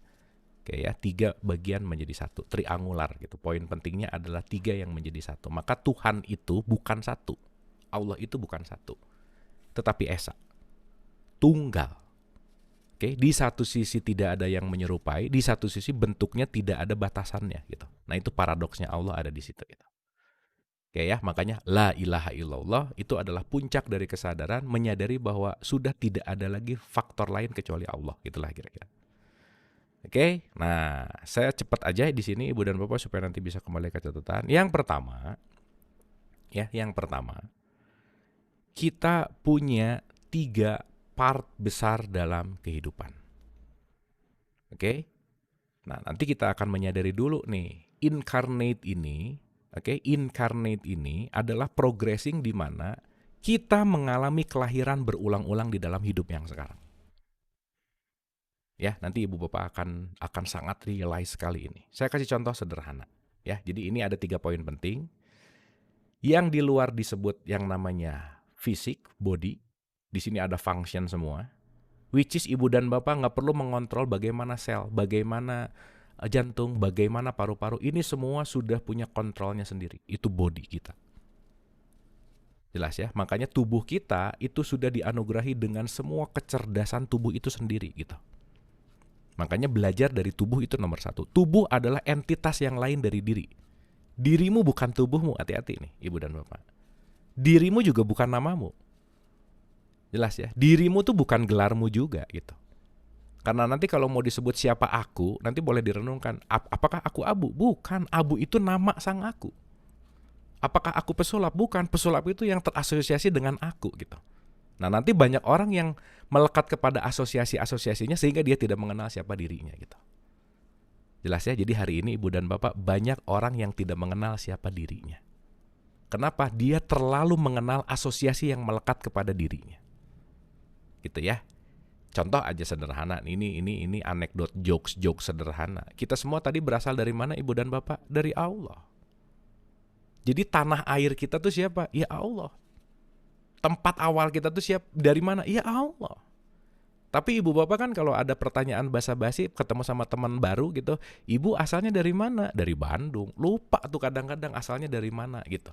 Ibu dari mana? Dari Jakarta. Lupa titik awalnya dari Allah gitulah kira-kira. Jelas ya? Tapi again, hati-hati juga. Udah ngerti ini, jangan tiba-tiba begitu ditanya, Ibu asal dari mana? Saya datang dari Allah dan akan kembali ke Allah. Jangan juga, udah biasa aja gitu ya. Nanti kalau gitu repot, conversationnya jadi gak asik gitu kira-kira. Tapi maksud saya adalah, once kita sadar dari mana kita, dan kita sadar dari mana dia dan saya, dia dan aku, itu datang dari tempat yang sama. Yang seharusnya kalau dari tanah air yang sama, tidak saling mencaci, memaki, membenci, nggak ada kalimat itu gitu. Nah itu kesadaran puncaknya ada di situ. Jadi Ibu dan Bapak, saya akan bisa menghargai siapapun di luar diri saya kalau saya tahu dia berasal dari tempat yang sama. Gitu ya kira-kira ya. Artinya kita datang dari titik yang sama. Nah ini banyak orang yang nggak mau nerima hal ini gitu. Kenapa? Karena sudah ada ego, sudah ada banyak hal gitu, belief system. Oke, jadi ada 3 poin penting. Ibu Bapak ini nggak usah diapalin satu-satu ya. Ini cuman saya terpaksa mengambil gambar teori ini karena ini penting gitu. Tapi Ibu Bapak nggak perlu terlalu detail lah tentang ini. Yang penting kita tahu kita punya kemasan, punya soul, punya spirit gitu. Jelas ya. Oke, saya cepetin human. Ini nggak usah lah. Ini terlalu ini banget. Nah, ini poin penting hari ini. Oke, nah ini ada formulasi yang disampaikan oleh Nikola Tesla. Oke, karena kita perlu bukti empiris nih tentang ini semua. Jadi supaya nanti pembuktiannya ada empiriknya gitu. Oke, yang pertama Tesla mengatakan begini. If you want to find the secret of the universe. By the way, universe itu unity of verse. Unity itu kesatuan, verse itu ayat-ayat Tuhan. Jadi Ibu Bapak kalau mau mencari ayat Tuhan, ya itu adalah universe itu sendiri. Semesta adalah ayat-ayat Tuhan. Jadi ayat Tuhan itu bukan yang bentuknya alif, ba, ta, sa aja, bukan. Itu adalah ayat yang paling kecil, gitu ya kira-kira ya. Itu adalah ayat yang paling simpel. Jadi begitu kita menguasai kitab Al-Quran, nah jangan ngerasa gimana-gimana dulu gitu. Itu adalah tanda yang early banget gitu. Terlalu dini untuk kita ngomong kenal sama Allah ketika kita menguasai hanya dalam bentuk kitab tulisan huruf Arab di dalamnya gitu misalkan. Jelas ya? Oke. If you want to find the secret of the universe, things in terms of satu energi, frekuensi dan vibrasi. Ibu Bapak, kalimat ini nggak boleh lupa. Oke, karena ini nanti yang akan kita bawa sampai akhir sesi pertemuan kita gitu. Karena nanti kalau nggak ngerti energi, nggak ngerti frekuensi, nggak ngerti vibrasi, nggak ngerti energi, tidak mengerti Tuhan, tidak mengerti frekuensi, nggak ngerti sholat, nggak ngerti vibrasi, tidak mengerti hablum minanas, hablum minallah. Selesai. Karena nanti urusannya cuma ada 3 poin penting ini aja. Dan ini Tesla ini sebetulnya mengejawantahkan kalimat Nabi Muhammad, Ibu dan Bapak. Nabi Muhammad selalu mengatakan pedoman hidup kalian itu la sautin wala harfun, kata Nabi Muhammad. La sautin itu artinya tidak bersuara, wala harfun dan tidak berhuruf. Jadi kalau pedomanmu masih bersuara dan masih berhuruf, kamu belum menemukan pedoman yang sejati gitu. Jelas ya? Makanya Tesla menggambarkan tidak bersuara dan tidak berhuruf itu dimudahkan dengan kata-kata energi, frekuensi, dan vibrasi. Saya kasih contoh sederhana. Siapa yang menghendaki dan membuat kita bisa berkumpul sekitar atau 35 orang ini di ruangan ini kalau bukan energi ini? Clear ya? Mungkin banyak yang mau masuk ke sini, tetapi energi yang bisa Allah kumpulkan dengan frekuensi yang sama dan getaran yang sama di ratusan juta getaran dan vibrasi yang ada di semesta ini, 35 orang kita kumpul di sini. Apakah ini bukan sesuatu yang amazing, Ibu dan Bapak? Coba kalau kita runut lagi. Ibu Bapak mau sampai ke kelas ini, itu perlu waktu berapa tahun, perlu waktu perjalanan dari kapan tahun yang lama sekali sampai ke pertemuan hari ini. Coba. Ini kan spektrum yang indah banget sebetulnya. Makanya kalau kita menyadari setiap apapun event adalah titik dari suatu perjumpaan, jangan lupa Ibu dan Bapak, setiap event adalah tempat di mana Allah mau memperkenalkan dirinya kepadamu, gitulah kira-kira. Cuman kamunya nggak kenal-kenal, makanya eventnya diulang-ulang. Makanya problem yang sama diulang-ulang karena kita belum masuk kepada pengenalan di level itu. Dan ingat, semua di level yang sama itu tidak akan menghadapi sesuatu yang baru gitu. Makanya Ibu dan Bapak, hidup itu perlu problem. Iya, kenapa? Problem itu dari kata pro and balance, artinya bergerak maju. Kalau nggak ada problem, kita nggak akan maju, nggak akan melakukan perjalanan gitu. So, poin penting di dalam konsep ini adalah, kesadaran ini adalah, mari kita sama-sama sadari inti dari semua kehidupan itu cuma ada energi, frekuensi, sama vibrasi. Dah, itu poin pentingnya. Jelas ya Ibu Bapak ya? Itu poin penting dari sini. So, saya recap dulu. 1, mati. Oke? Begitu dengar kata mati, di dalam tuh harusnya happy banget. Bukan harusnya. Di dalam tuh disadari, ya Allah, ini yang saya tunggu-tunggu nih gitu. Jelas ya? Nah, ini emang agak susah sih cerita ini gitu, tetapi nanti Ibu Bapak akan sadari itu. Yang kedua, dirimu bukan apa yang engkau pikirkan. Itu yang kedua. Dirimu bukan namamu, dirimu bukan tubuhmu, dirimu bukan profesimu, bukan jabatanmu. That's not yourself. Jelas ya? Karena sebentar lagi kita akan tahu siapa diri sejatinya kita. Karena apapun yang Ibu Bapak pikirkan sekarang, sekali lagi Ibu dan Bapak, we are what our mind. You are not your mind. Dirimu bukan apa pikiranmu, bukan. Nah, makanya yang membuat hidup susah itu pikiran. Jelas ya? Makanya kenapa ada kata-kata aku sesuai dengan persangkaan hambaku. Kalau pikirannya baik, ya akan hasilnya juga jadi baik. Tapi hari ini kesulitan masyarakat modern adalah berpikir baik, gitu. Kenapa? Karena terlalu banyak itu tadi, kekhawatiran, ketakutan menggapai, mencapai target, pressure dengan kondisi dan seterusnya, itulah kira-kira. Sip ya. Jadi 1, mati. Yang kedua, you are not yourself. You are not your really self. Dalam tanda petik, apa yang kita bayangkan siapa diri kita, itu bukan diri kita. Itu semua hanyalah tempelan-tempelan asosiasi gitu. Makanya Ibu dan Bapak masuk ke Masjidil Haram pakai ihram. Pakaian nggak berlaku di situ. Cuman helainya yang sama, nggak berlaku di situ. Ya, menghadap Tuhan tuh Tuhan yang ngelihat apa pakaianmu gitu. Nggak penting buat Tuhan. Dalam tanda petik. Oke ya, karena kenapa? Yang kembali kepada diriku bukan sesuatu yang temporer. Sesuatu yang sudah aku tanamkan. Ya, saya kasih contoh analogi sederhana gini. Nanti Ibu Bapak abis ini iseng-iseng aja. Kumpulin foto dari masih bayi sampai hari ini. Ya, dikumpulin tuh fotonya. Terus Ibu perhatiin satu-satu. Yang begitu lahir terus ditanya, itu siapa sih? Yang waktu SD ditanya, itu siapa sih? Waktu SMA ditanya, itu siapa sih? Waktu kuliah ditanya, waktu pertama nikah ditanya aja semua, itu siapa, itu siapa, itu siapa. Jawabannya cuma satu, itu kan diriku. Terus saya mau nanya, jadi diri Ibu yang sejati itu foto yang waktu TK, waktu SMP, waktu sekarang, atau yang mana? So who you really are gitu.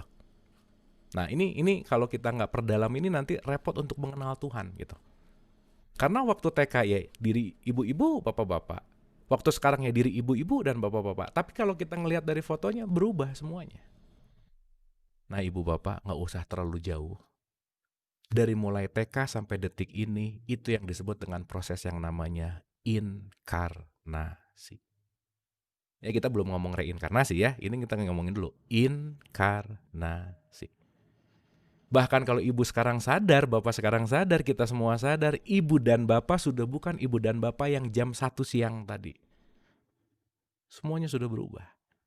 Semuanya sudah bukan dirimu yang lalu gitu. Jelas ya? Berarti selagi kita bicara di sini, kita lagi mengalami proses apa? Inkarnasi.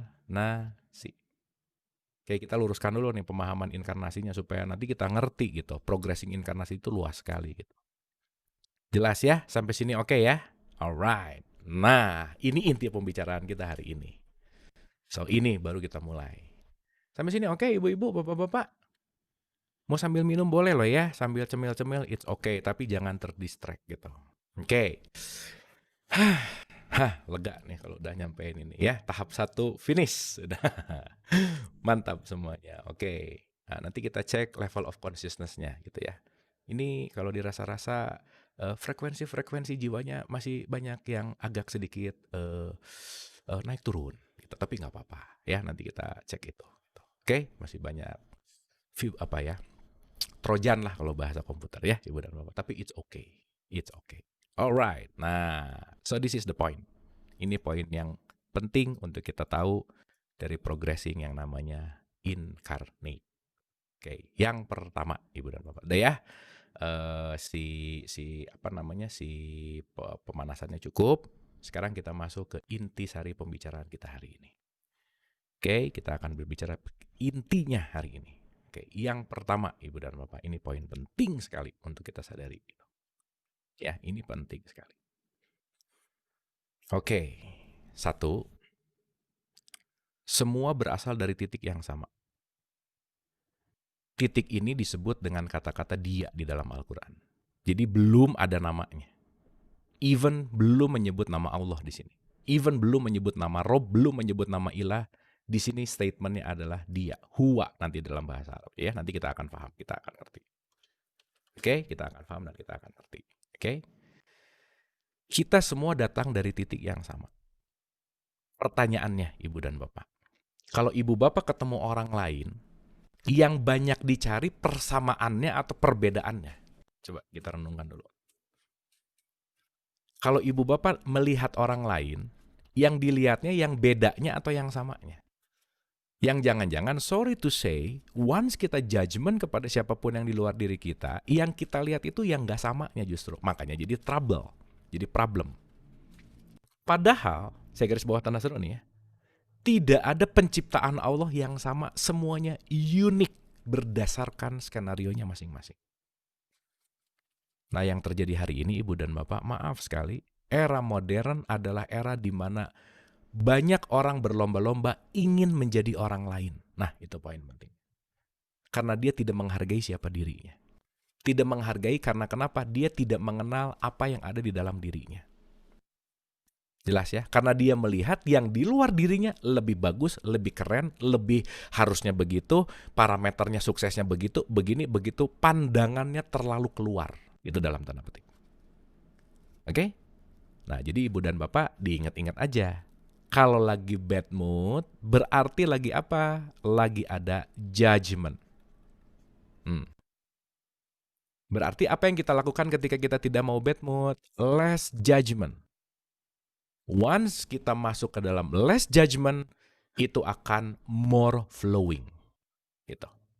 So, bahasa gampangnya, less thinking, more flowing. Sedikit untuk menjudge, tetapi perbanyak untuk mengalir. Nah, itu poin pentingnya. Jelas ya, Ibu dan Bapak ya? Nah, karena nggak ada obat ketenangan, nggak ada obat bentuknya, nggak ada bisa didapatkan pakai jabatan rupiah, nggak ada semuanya. Jelas ya, ketenangan hidup itu tidak didapatkan oleh materialistik, tidak didapatkan oleh hal yang materi gitu. Tetapi apa? Pengendalian diri. Ya, exercising untuk mengendalikan diri kita. So, sekarang kita belajar begini, Ibu dan Bapak. Semua datang dari mana, Bu? Pak? Di dia. Oke. Berarti sekarang Ibu Bapak boleh lihat sekitarnya. Kanan, kiri, depan, belakang, atas, bawah. Nah, coba dilihat dulu Ibu Bapak. Depannya ada apa, belakangnya ada apa, kanannya ada apa, kirinya ada apa. Oke? Saya mau nanya. Apa yang Ibu Bapak lihat kira-kira itu datang dari tempat yang sama nggak kira-kira?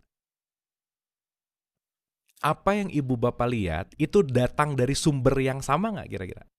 Apa yang Ibu Bapak lihat itu datang dari entitas yang sama nggak kira-kira? Nah, nanti kita akan sama-sama paham, ada kata-kata dia menciptakan. Oke? Ini kata kunci nih. Cipta itu kata kunci. Cipta itu bukan dari tidak ada menjadi ada, tetapi cipta itu dari sesuatu bahan baku bertransformasi menjadi bentuk yang lain. Oke? Saya ulang ya. Saya ulang nih. Jadi secara populer ngomong, cipta apa? Dari tidak ada menjadi ada. Gimana? Nggak masuk akal. Kok dari tidak ada jadi ada? Gimana sih ceritanya? Gitu ya kira-kira. Tetapi Cipta itu adalah dari sesuatu yang ada sebagai bahan baku menjadi bentuk yang lain. So, penciptaan itu adalah transformasi dari bentuk satu menjadi bentuk yang lain. Nah, sekarang kita renungkan Ibu dan Bapak. Kita ini ciptaan bukan? Iya, dalam bahasa Arab, ciptaan ini disebut makhluk. Oke? Ciptaan ini disebut dengan kata-kata makhluk. Oke, nah sekarang kita renungkan dulu begini, Bu, Pak. Ya, kita kenal dulu siapa diri kita yang sejati nih. Ini penting sepenting-pentingnya. Di ngerti reinkarnasi nggak ngerti ini agak repot gitu. Ya, 57 ayat 3 udah tadi ya. Yuk kita baca, kita lihat. A'udzubillahi minasyaitonirrajim. Bismillahirrahmanirrahim. Nih, Ibu Bapak perhatikan huruf bahasa Arabnya ya. Bahasa Arabnya tuh kalimatnya huwa di sini. Nggak ada kata-kata Allah, ilah, rob, malik, nggak ada nih. Semuanya cuma ngomongin huwa. Huwa itu kata menunjuk. Itu, ini, itu huwa. Oke? Terus dia ngomong gini. Huwal awalu wal akhir. Dialah yang awal dan dialah yang akhir. Wadohiru wal batin. Dialah yang zohir dan dialah yang batin.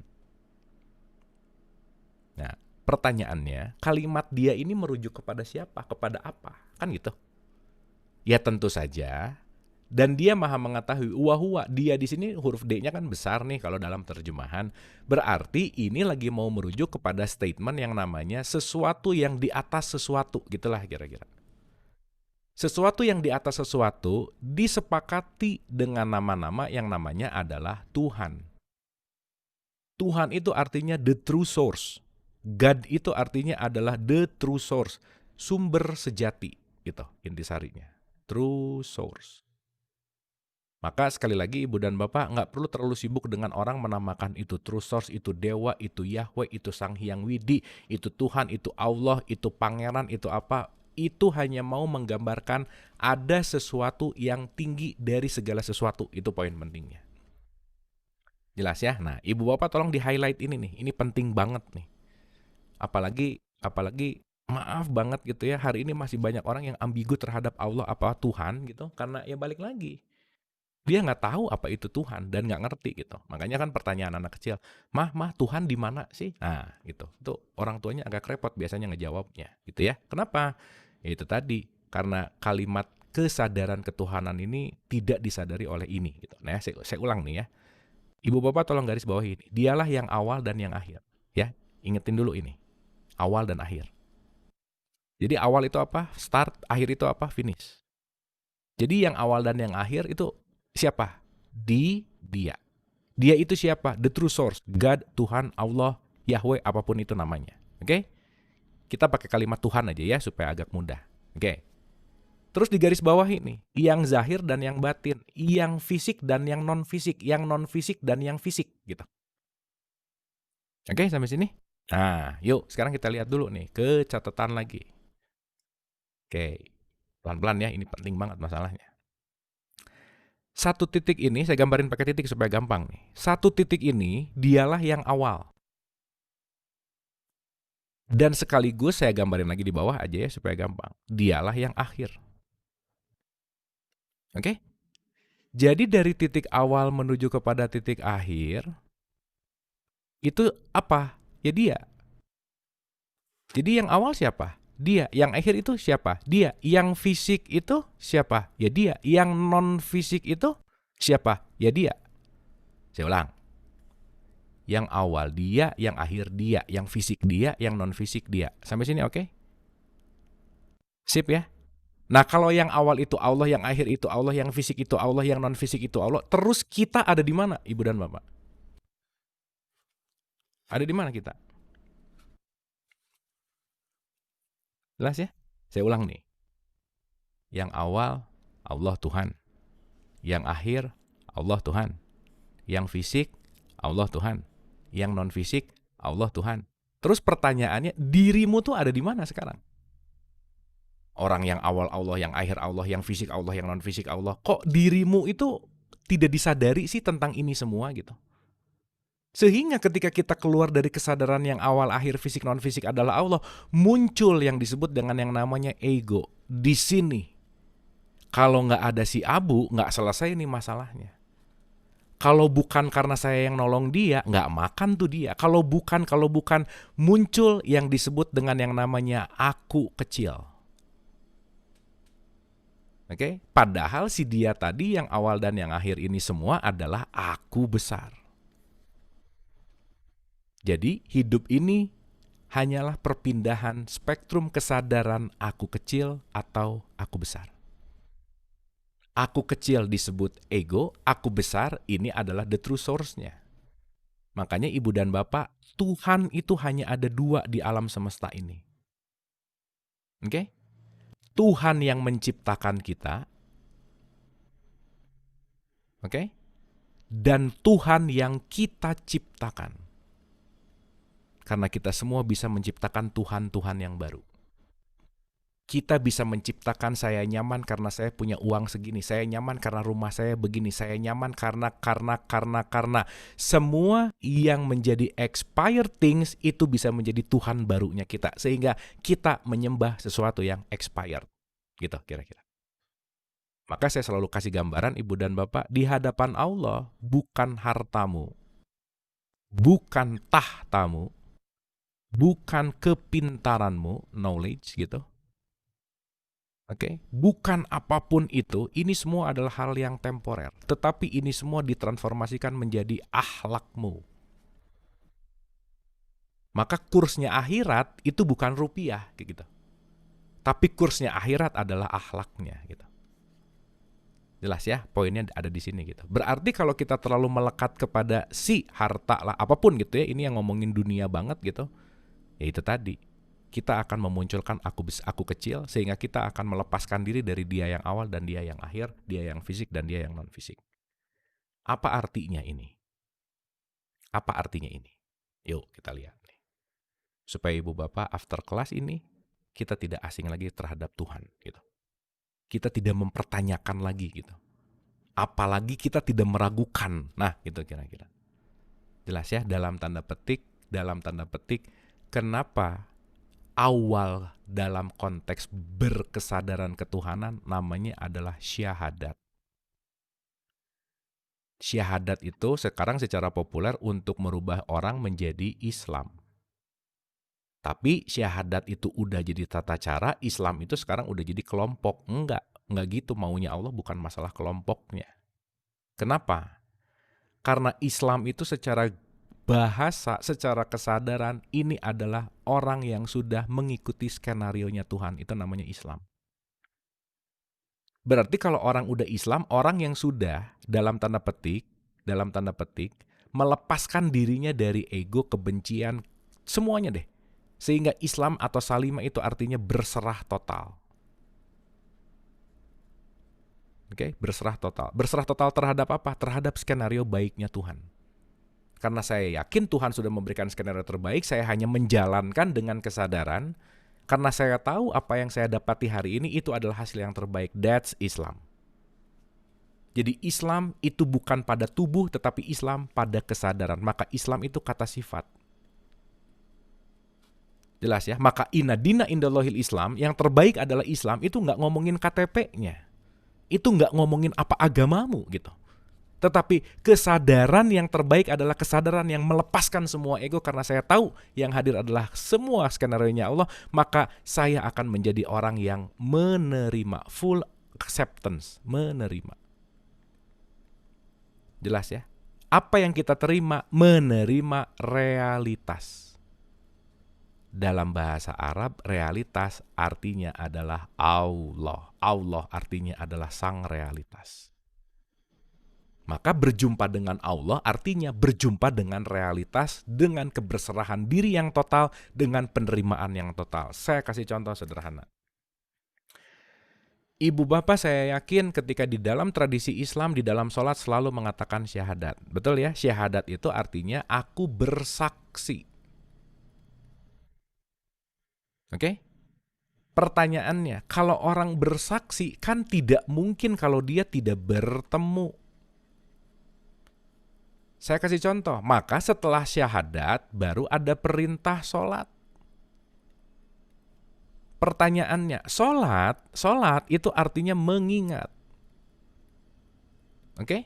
Sholat itu artinya mengingat. Nah, sekarang yang jadi pertanyaan Ibu dan Bapak, sorry to say, Ibu Bapak ketemu dulu atau ingat dulu kira-kira? Mungkin gak gini, aduh ingat ya sama si John misalnya. Terus ditanya sama temennya, emang udah pernah ketemu? Belum sih, tapi ingat aja nih sama si John. Mungkin gak kira-kira? Nggak mungkin. Nah terus how come orang sholat tanpa syahadat, how come orang mengerjakan rokaat tanpa dia mengenal dan berjumpa dengan Tuhan dulu gitu. Nah sekarang perjumpaan dengan Tuhan itu sesuatu hal yang mistis.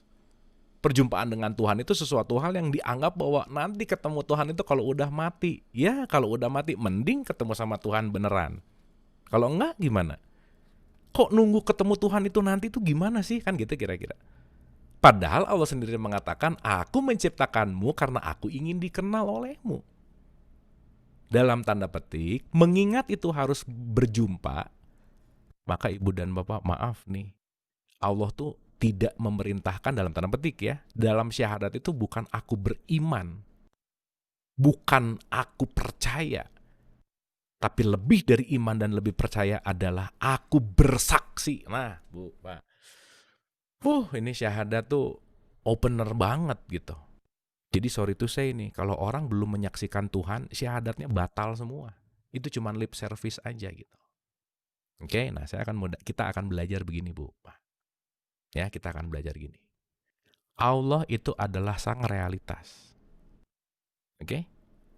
Begitu Ibu dan Bapak hari ini realitasnya memang harus kecurian apapun, oke? Berarti barang itu hilang, realitas tuh. Tetapi karena cinta kepada barangnya tinggi, kehilangan menjadi tidak realitas dan dia jadi bad mood. Karena dia melekat kepada yang hilang. Padahal kalau disadari, kenapa dia ngomong hilang, orang dia juga gak pernah memiliki. Betul Bu, Pak? Kita lahir ke muka bumi ini gak pernah punya status untuk memiliki apapun kok. Karena yang berhak memiliki adalah sang pemilik, ya Tuhan itu sendiri. Kita tuh bukan sesuatu yang berhak untuk memiliki gitu. Jadi agak aneh kalau si Abu merasa kehilangan padahal dia gak pernah punya apa-apa. Jadi agak aneh kalau ada orang merasa kehilangan padahal dia gak punya apa-apa. Artinya, kalau hari ini saya mengalami harus hilang sesuatu yang saya cintai, kehilangan adalah realitas.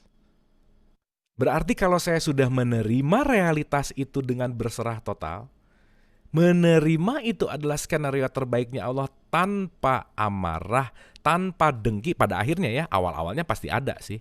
Tapi nanti menerima tuh. Jadi saya sudah ikhlas kalau barang itu hilang karena itu bukan milik saya dan itu skenario terbaiknya Allah kepada saya. Disitulah Ibu dan Bapak melakukan perjumpaan dengan Allah. Perjumpaan dengan realitas. Perjumpaan dengan kejadian yang nyata. Kenapa Ibu Bapak? Karena apa dan bagaimana itu Allah. Dialah yang awal dan yang akhir, dialah yang zahir dan yang batin. Dialah yang sahang maha wujud. Jadi sekarang kalau kita balikin, semua yang berwujud itu siapa? Ya Allah juga gitu. Jelas ya? Maka disebut wahdatul wujud. Jelas ya? Nah, nanti Ibu Bapak lihat lagi depan siapa, belakang siapa, kanan siapa, kiri siapa, dalam siapa, luar siapa, semuanya. Disitulah Allah mengatakan, kemana saja kamu menghadap, disitu adalah wajah, kata Allah. Tetapi kita terkecoh dengan wajah fisiknya. Terkecoh dengan asosiasi jabatannya. Terkecoh dengan asosiasi hartanya. Jadi saya menghargai orang lain bukan karena saya tahu dia adalah bagian dari Allah, tetapi karena saya respect dengan knowledge-nya. Nah, itu bahaya. Tetapi saya respect dengan jabatannya. Nah, itu bahaya. Berarti yang dia lihat pertama bukan Tuhan, tetapi sesuatu yang dituhankan. Tetapi sesuatu yang diciptakan dalam tanda petik, sesuatu yang diilusikan. Nah, intinya Ibu dan Bapak, ini poin penting banget nih. Oke? Semua datang dari titik yang sama. Mencipta itu artinya adalah memanifestasi. Oke? Memanifestasi itu artinya adalah menggambarkan menjadi memproyeksikan. Oke? Jadi ibu bapak yang dirahmati oleh Allah, tolong anggap aja ini adalah layar proyektornya. Sorry, tolong anggap aja ini adalah proyektornya. Oke, ini proyektornya. Ibu bapak kalau nonton ke bioskop, itu di atasnya ada proyektor. Di sini adalah layarnya. Oke? Nah, sekarang kita renungkan dulu nih. Mohon maaf. Ya, saya kasih contoh dulu ya. Lihat dulu wajah-wajahnya sebentar. Oke, mantap. Nih, saya kasih contoh. Ibu bapak kalau datang ke bioskop, duduk. Oke? Waktu ibu bapak duduk ngelihat ke depan, ibu bapak melihat layar nggak? Yes. Waktu ibu bapak ngelihat layarnya masih putih, itu belum menarik di situ. Tetapi yang jadi pertanyaan adalah, begitu filmnya mau mulai, di layar ada tampilan gambar nggak kira-kira? Ada. Saya mau nanya, waktu ibu bapak nonton film, yang ibu bapak lihat layarnya atau cerita filmnya? Ulangi ya. Waktu ibu bapak lihat si layar, nonton film, ibu bapak lihat layarnya atau lihat cerita filmnya? Cerita filmnya. Tapi sadarkah kita yang dari awal film sampai akhir film kita cuma ngelihat satu layar yang diproyeksikan oleh satu proyektor yang memberikan warna sama layar itu dan cerita sama layar itu dan adegan sama layar itu, kita hanya menyaksikan layar dengan skenario. Selesai. Are we clear sampai sini? Aman ya? Nah, sekarang kita renungkan. So, kalau dari layar dan si proyektor, kita sebagai manusia, layarnya atau proyektornya? Layarnya. Jadi ibu dan bapak, saya, kita hanyalah layar yang diproyeksikan oleh Tuhan, yang udah punya filmnya masing-masing, yang udah punya scene-nya masing-masing, yang udah punya ceritanya masing-masing. So, just enjoy the life. Gitu maksudnya. Maka di dalamnya ada sedih, wajar. Di dalamnya ada bahagia, wajar. Di dalamnya ada apa? Wajar. Yang akhirnya nanti dia tetap si layar ini akan kembali gelap, akan kembali ke titik awal bahwa selesai proyeksinya Tuhan di dalam layarmu. Disitulah selesai di dalam peran yang aku butuhkan di dalam dirimu. Gitulah kira-kira, Bu. Sampai sini oke? Sampai sini oke? Saya mau nanya, mohon maaf. Si layar, begitu ada adegan menyedihkan, si layar tetap menampilkan film atau adegan menyedihkan itu nggak kira-kira? Iya, nggak bisa nolak. Layar itu hanya menerima proyeksi dari proyektor, mau pembunuhan, mau di situ happy, mau di situ kejadian yang nggak suka. Layar tidak punya hak menolak proyektor. Jelas, Ibu dan Bapak? Nah, yang kejadian sama real life kita hanya mau terjadi kejadiannya yang kita suka dan kita mau. Selesai, selebihnya ditolak gitu. Jadi filmnya nggak rame. Jadi filmnya nggak utuh gitu. Jadi kita memilih scene-scene yang kita pengen, padahal tidak ada satu scene pun yang kita bisa tolak dalam kehidupan. Begitu saya menerima hasil dari proyektor yang terjadi pada hidup saya, that's it. Itulah yang disebut dengan yang namanya perjumpaan dengan Allah. Saya menerima realitas, saya menerima cerita ini, saya mengalirkan cerita ini karena kenapa? Saya tahu ini hanyalah satu scene dari semua cerita kehidupan saya. This is not bad day. Nggak ada bad day. Yang ada hanya bad moment. Selesai. Itulah kira-kira. Sampai sini oke, Ibu Bapak? Jadi kalau gitu pertanyaannya. Kita semua ini layarnya Tuhan bukan? Iya. Tetaplah jadi layar. Yang Tuhan mau kasih sinyal apa kita untuk bergerak. Bergerak itu dalam artian memerankan, menjalankan. Itu semua sudah bagian dari skenario-nya Tuhan. Itulah kira-kira Ibu dan Bapak. Jelas ya? Jadi Ibu dan Bapak, dimanapun, kapanpun Ibu dan Bapak melihat yang wujud, that's it. Itu adalah Allah. La ilaha illallah. Maka kalau saya melihat Allah di tempat orang yang menyebalkan, orangnya jadi nggak penting. Saya sadar, oh ini peran datang ke saya mau mengajarkan sesuatu.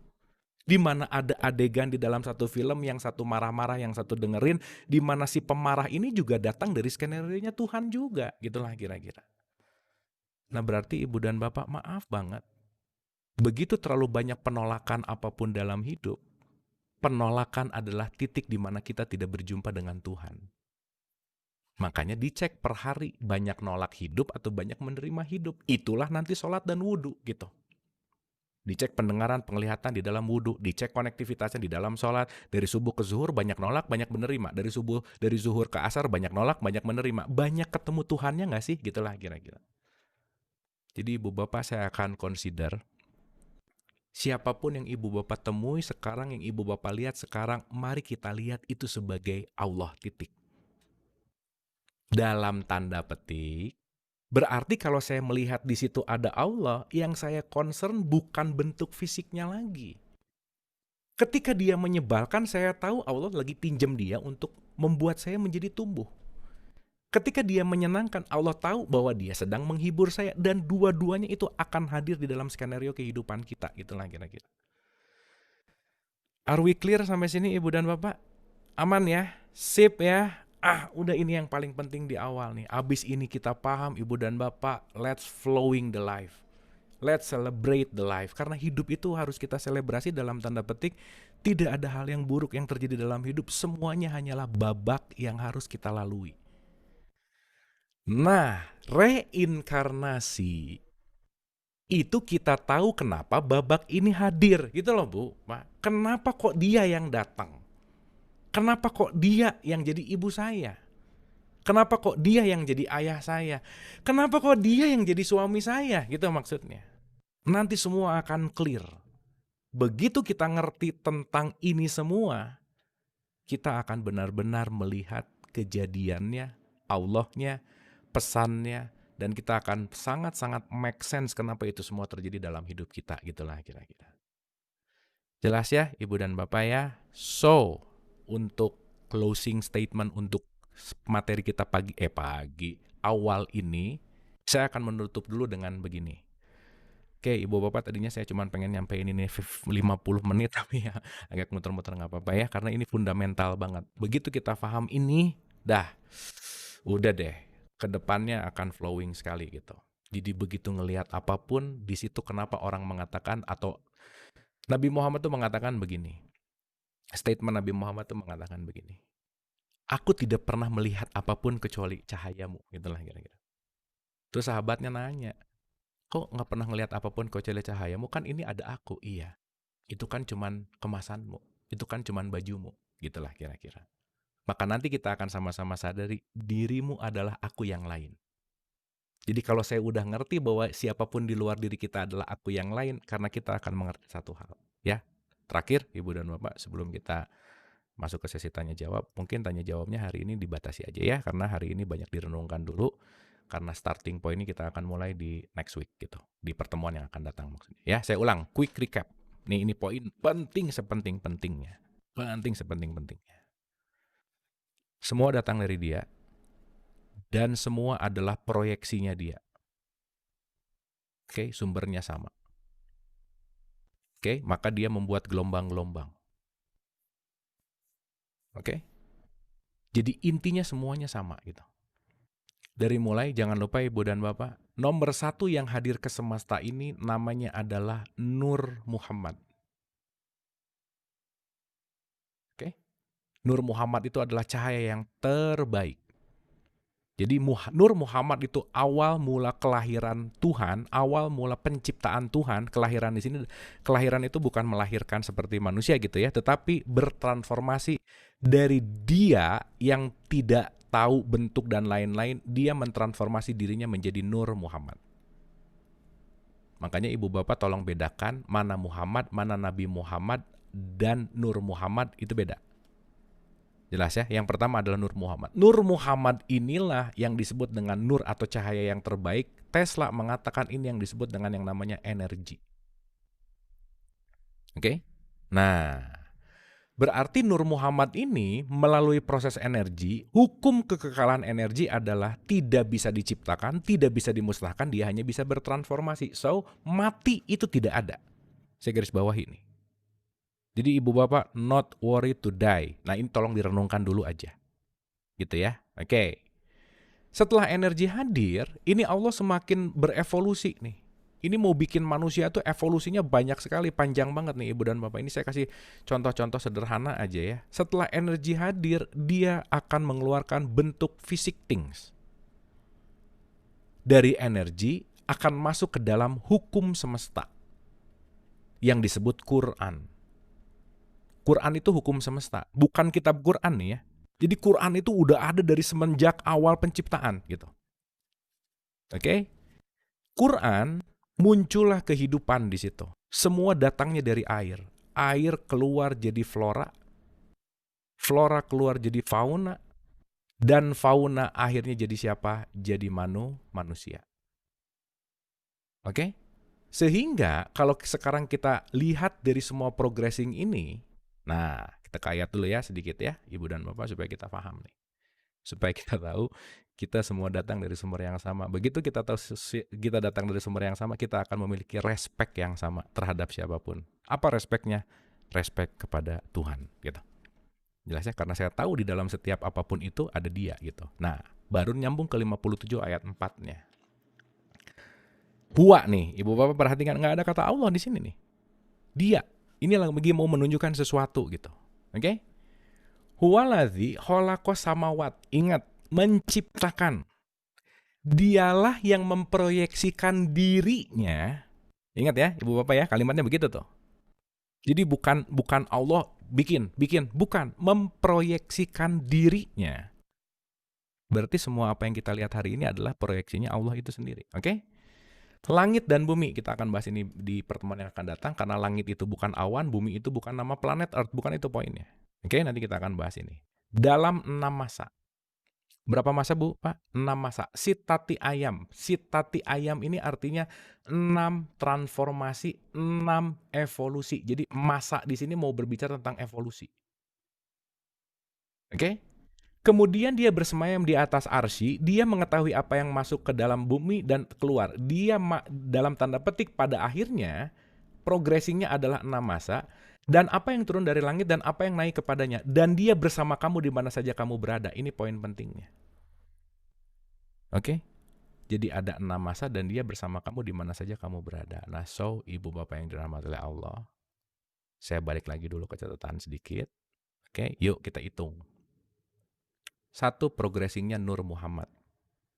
2, dari Nur Muhammad atau energi ini, gitu ya.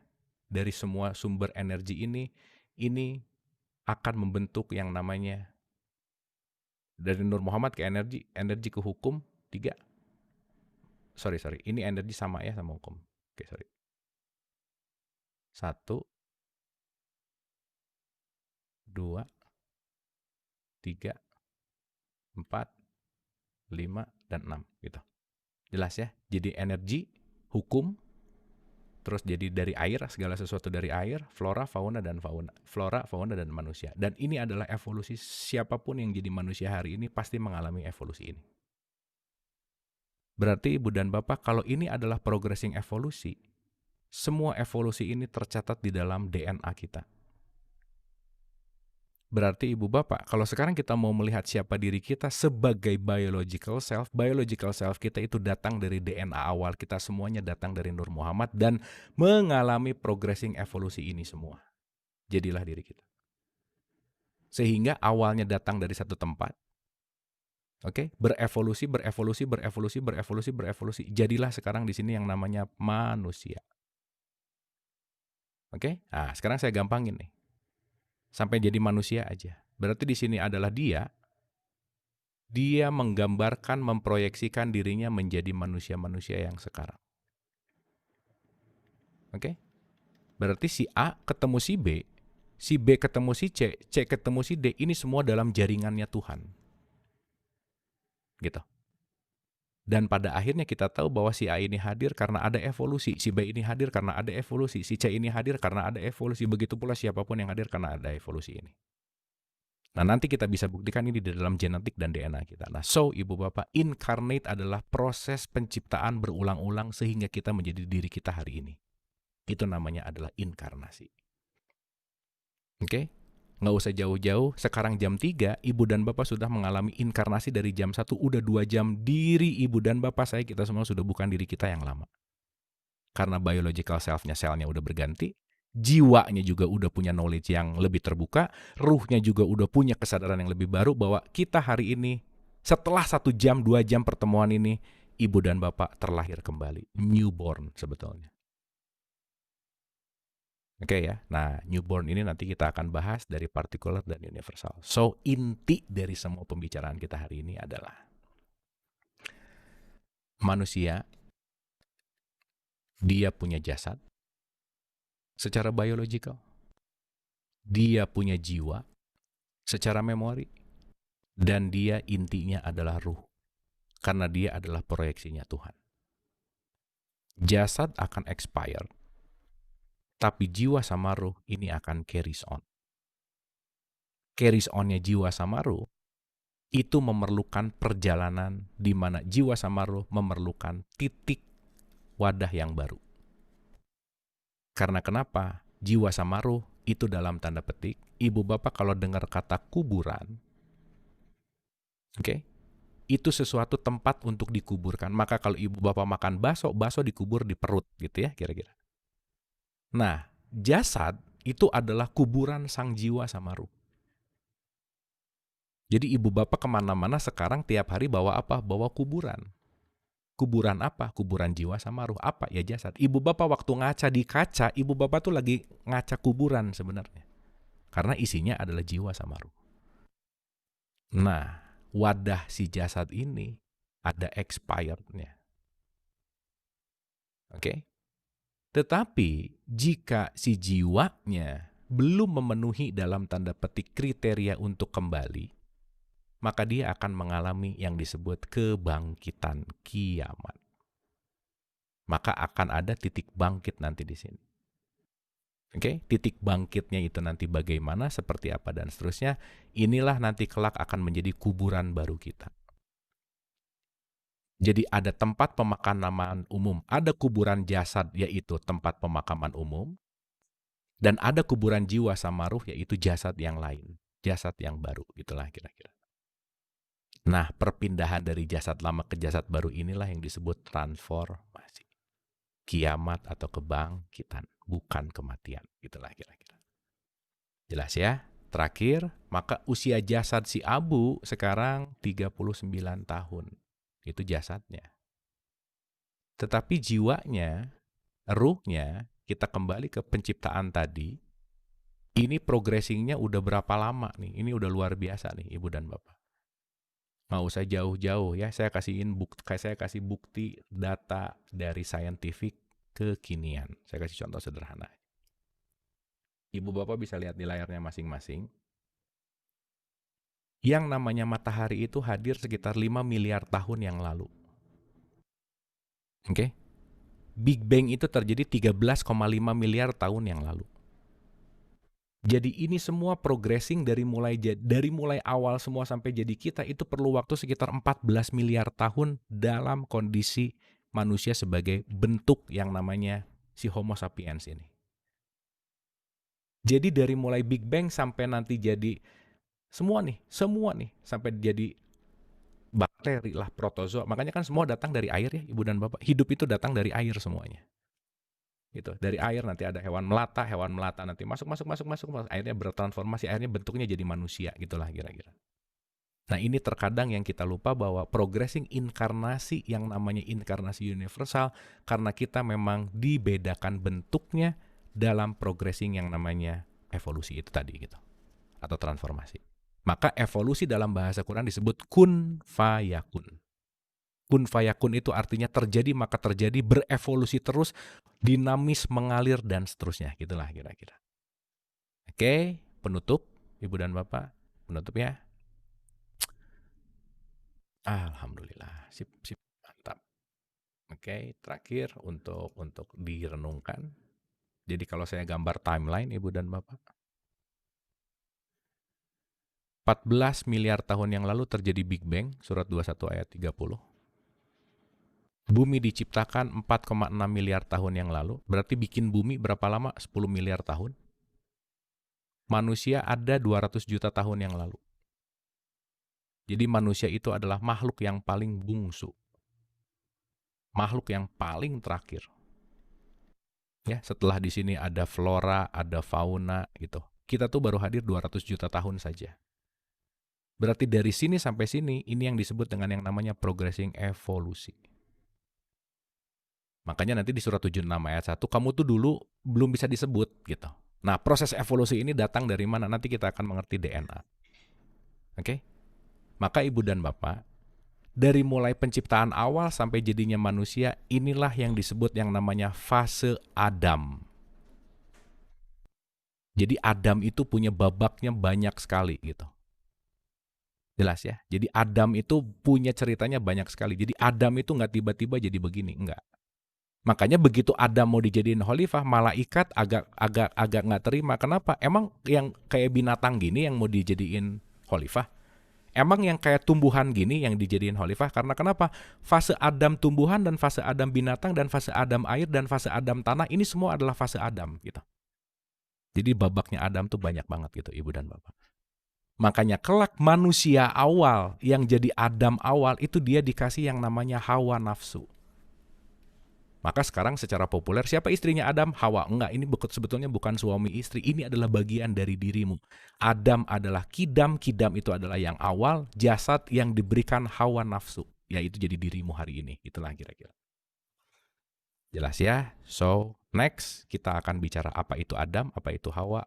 Nanti kita akan mengerti apa itu reinkarnasi. So, hari ini kita mengerti progres yang namanya inkarnasinya dulu. Baru kita akan bicara reinkarnasi. Baru kita akan mengerti apa Adam, apa Hawa, dan seterusnya. Kurang lebih seperti itu. Oke, Ibu dan Bapak, saya rasa itu dulu sementara untuk hari ini. Simple-simple dulu aja gitu ya. Simple way-nya dulu untuk kita bisa membuka dan membroadcast pikiran kita tentang paradigm. Yang nomor satu yang paling penting adalah tentang kematian itu sendiri. Dan Adam juga penting sekali nanti untuk kita sama-sama pahami gitu ya. Jadi ibu bapak dengar Adam tuh jangan oh Nabi Adam yang laki-laki, nanti ketemu perempuan namanya Hawa. Enggak, istrinya Adam tuh bukan Hawa gitu. Itu bukan suami istri secara fisik, enggak gitu. Tetapi pasangan. Oke, Adam itu adalah jasad, Hawa itu adalah jiwanya. Nanti kita akan paham ke situ. Makanya nanti kita akan sama-sama paham bahwa Adam yang sudah mendapatkan knowledge jadinya Idris. Karena Idris itu dari kata darosa, artinya adalah knowledge gitu. Jelas ya Ibu dan Bapak ya. Maka nanti dikasih dari Idris, nanti dikasih Nuh, dikasih Hud, sampai nanti jadi Muhammad gitu. Dan nanti semua dari Adam sampai Muhammad itu tidak di luar diri kita. Itu ada insight di dalam diri kita. Oke, Ibu Bapak, saya rasa itu dulu. Saya rasa itu dulu untuk opening. Dan pertemuan yang akan datang insya Allah kita akan langsung dissect, kita akan langsung bedah terhadap progressing jiwa. Dan setelah progressing jiwa, teorinya nggak akan terlalu banyak lagi. Jadi lebih mengedepankan ibu dan bapak mending mengalami reinkarnasi daripada ngomongin reinkarnasi kita maksudnya. Jelas ya, tapi sekarang lepasin dulu konsep-konsep tentang apapun lah gitu ya. Takutnya lah apa dan lain-lain, itu yang paling penting. Yang penting adalah kita menerima. Dan kita siap untuk membaru, itu poin pentingnya. Oke, Bu, Pak, sip ya, sampai sini ya. Aman ya? Oke, saya buka dulu mute-nya. Ibu Bapak, tampaknya pertanyaan kita akan bahas di next aja. Jadi Pak siang hari ini saya rasa pertanyaannya disimpan dulu, lebih banyak direnungkan dulu. Di pertemuan yang akan datang, 10 minutes awal kita akan menjawab pertanyaan-pertanyaan Ibu dan Bapak tentang apapun. Gitu ya, kira-kira ya. Jadi silahkan pertanyaan-pertanyaan ditulis dulu, nanti boleh disampaikan di grup, nanti kita satuin pertanyaannya, jadi nanti di pertemuan yang akan datang kita akan langsung direct ke pertanyaan. Oke, saya kasih roadmap-nya dulu Ibu dan Bapak, hari ini opening. Latihannya hari ini adalah belajar menerima kematian. Itu aja satu. Oke? Belajar menerima kematian. Itu nomor satu latihannya. Artinya, belajar untuk tidak takut terhadap mati. Bukan tidak takut karena sudah bersih, bukan tidak takut karena nggak punya dosa, bukan. Tetapi saya tahu bahwa kematian itu adalah transformasi untuk menuju kepada Allah. Begitu kita berdamai dengan kematian, kita akan berdamai dengan ego, gitulah kira-kira. Jadi PR 1 minggu ke depan, PR ke pertemuan yang akan datang, belajar menerima kematian. Means, kematian di situ artinya belajar menerima sesuatu yang saya nggak suka. Belajar menerima sesuatu yang nggak cocok sama saya. Belajar menerima sesuatu yang nggak menurut saya bagus. Kita terima. Gitu ya, kira-kira ya. Nah, itu adalah poin untuk 1 minggu ke depan. Gitu. Sip ya, sampai sini oke, Ibu dan Bapak? Aman ya? Oke, Ibu dan Bapak, terima kasih. Nanti, oh ya, roadmap-nya adalah, ini opening. Next week, di pertemuan yang akan datang, kita akan langsung bahas tentang progressing jiwa. Oke, nah nanti inkarnasi hari ini udah kita tahu, baru kita akan bicara reinkarnasi. Minggu berikutnya kita lihat mudah-mudahan bagus gitu si LOC-nya, level of consciousness-nya, kita langsung akan coba gimana merasakan si jiwanya gitu kira-kira. Clear ya? Nah makanya nanti ada beberapa terms and condition. Oke, pertemuan berikutnya H-3 itu harus puasa. Oke ya, H-3 itu harus puasa. Oke, karena kita akan mulai masuk ke dalam gitu. Kenapa? Kenapa harus puasa? Dijalanin aja dulu. Karena kalau tahu kenapanya jadi nanti banyak pertanyaan gitu ya. Nanti saya ceritain di yang akan datang. Apalagi for the next-nya gitu. Ya, karena hanya dengan puasa lah satu jalan untuk kita bisa menemukan sang jiwa di dalam gitu. Ya, nanti saya cerita lebih detail. Kita akan mengalirkan seperti itu. Oke, Ibu dan Bapak sip ya? Aman ya? Hatur nuhun pisan. Semoga bermanfaat, semoga ada sesuatu yang bisa kita ambil dari pertemuan awal ini. Mohon maaf Ibu dan Bapak, saya pengen merangkum ini sesimpel-simpelnya, tetapi inilah hasil rangkuman paling sederhana, dan mudah-mudahan ini bisa diterima, mudah-mudahan ini bisa dijadikan suatu bahan, dijadikan suatu bahan untuk kita menyadari lagi lebih dalam, dan mohon nanti rekamannya diulang sebelum nanti di pertemuan yang akan datang. Nanti semua, apapun yang diperlukan nanti akan saya tulis di grup. Hatur nuhun. Mohon maaf lahir dan batin. Wabillahi taufiq wal hidayah. Assalamualaikum warahmatullahi wabarakatuh.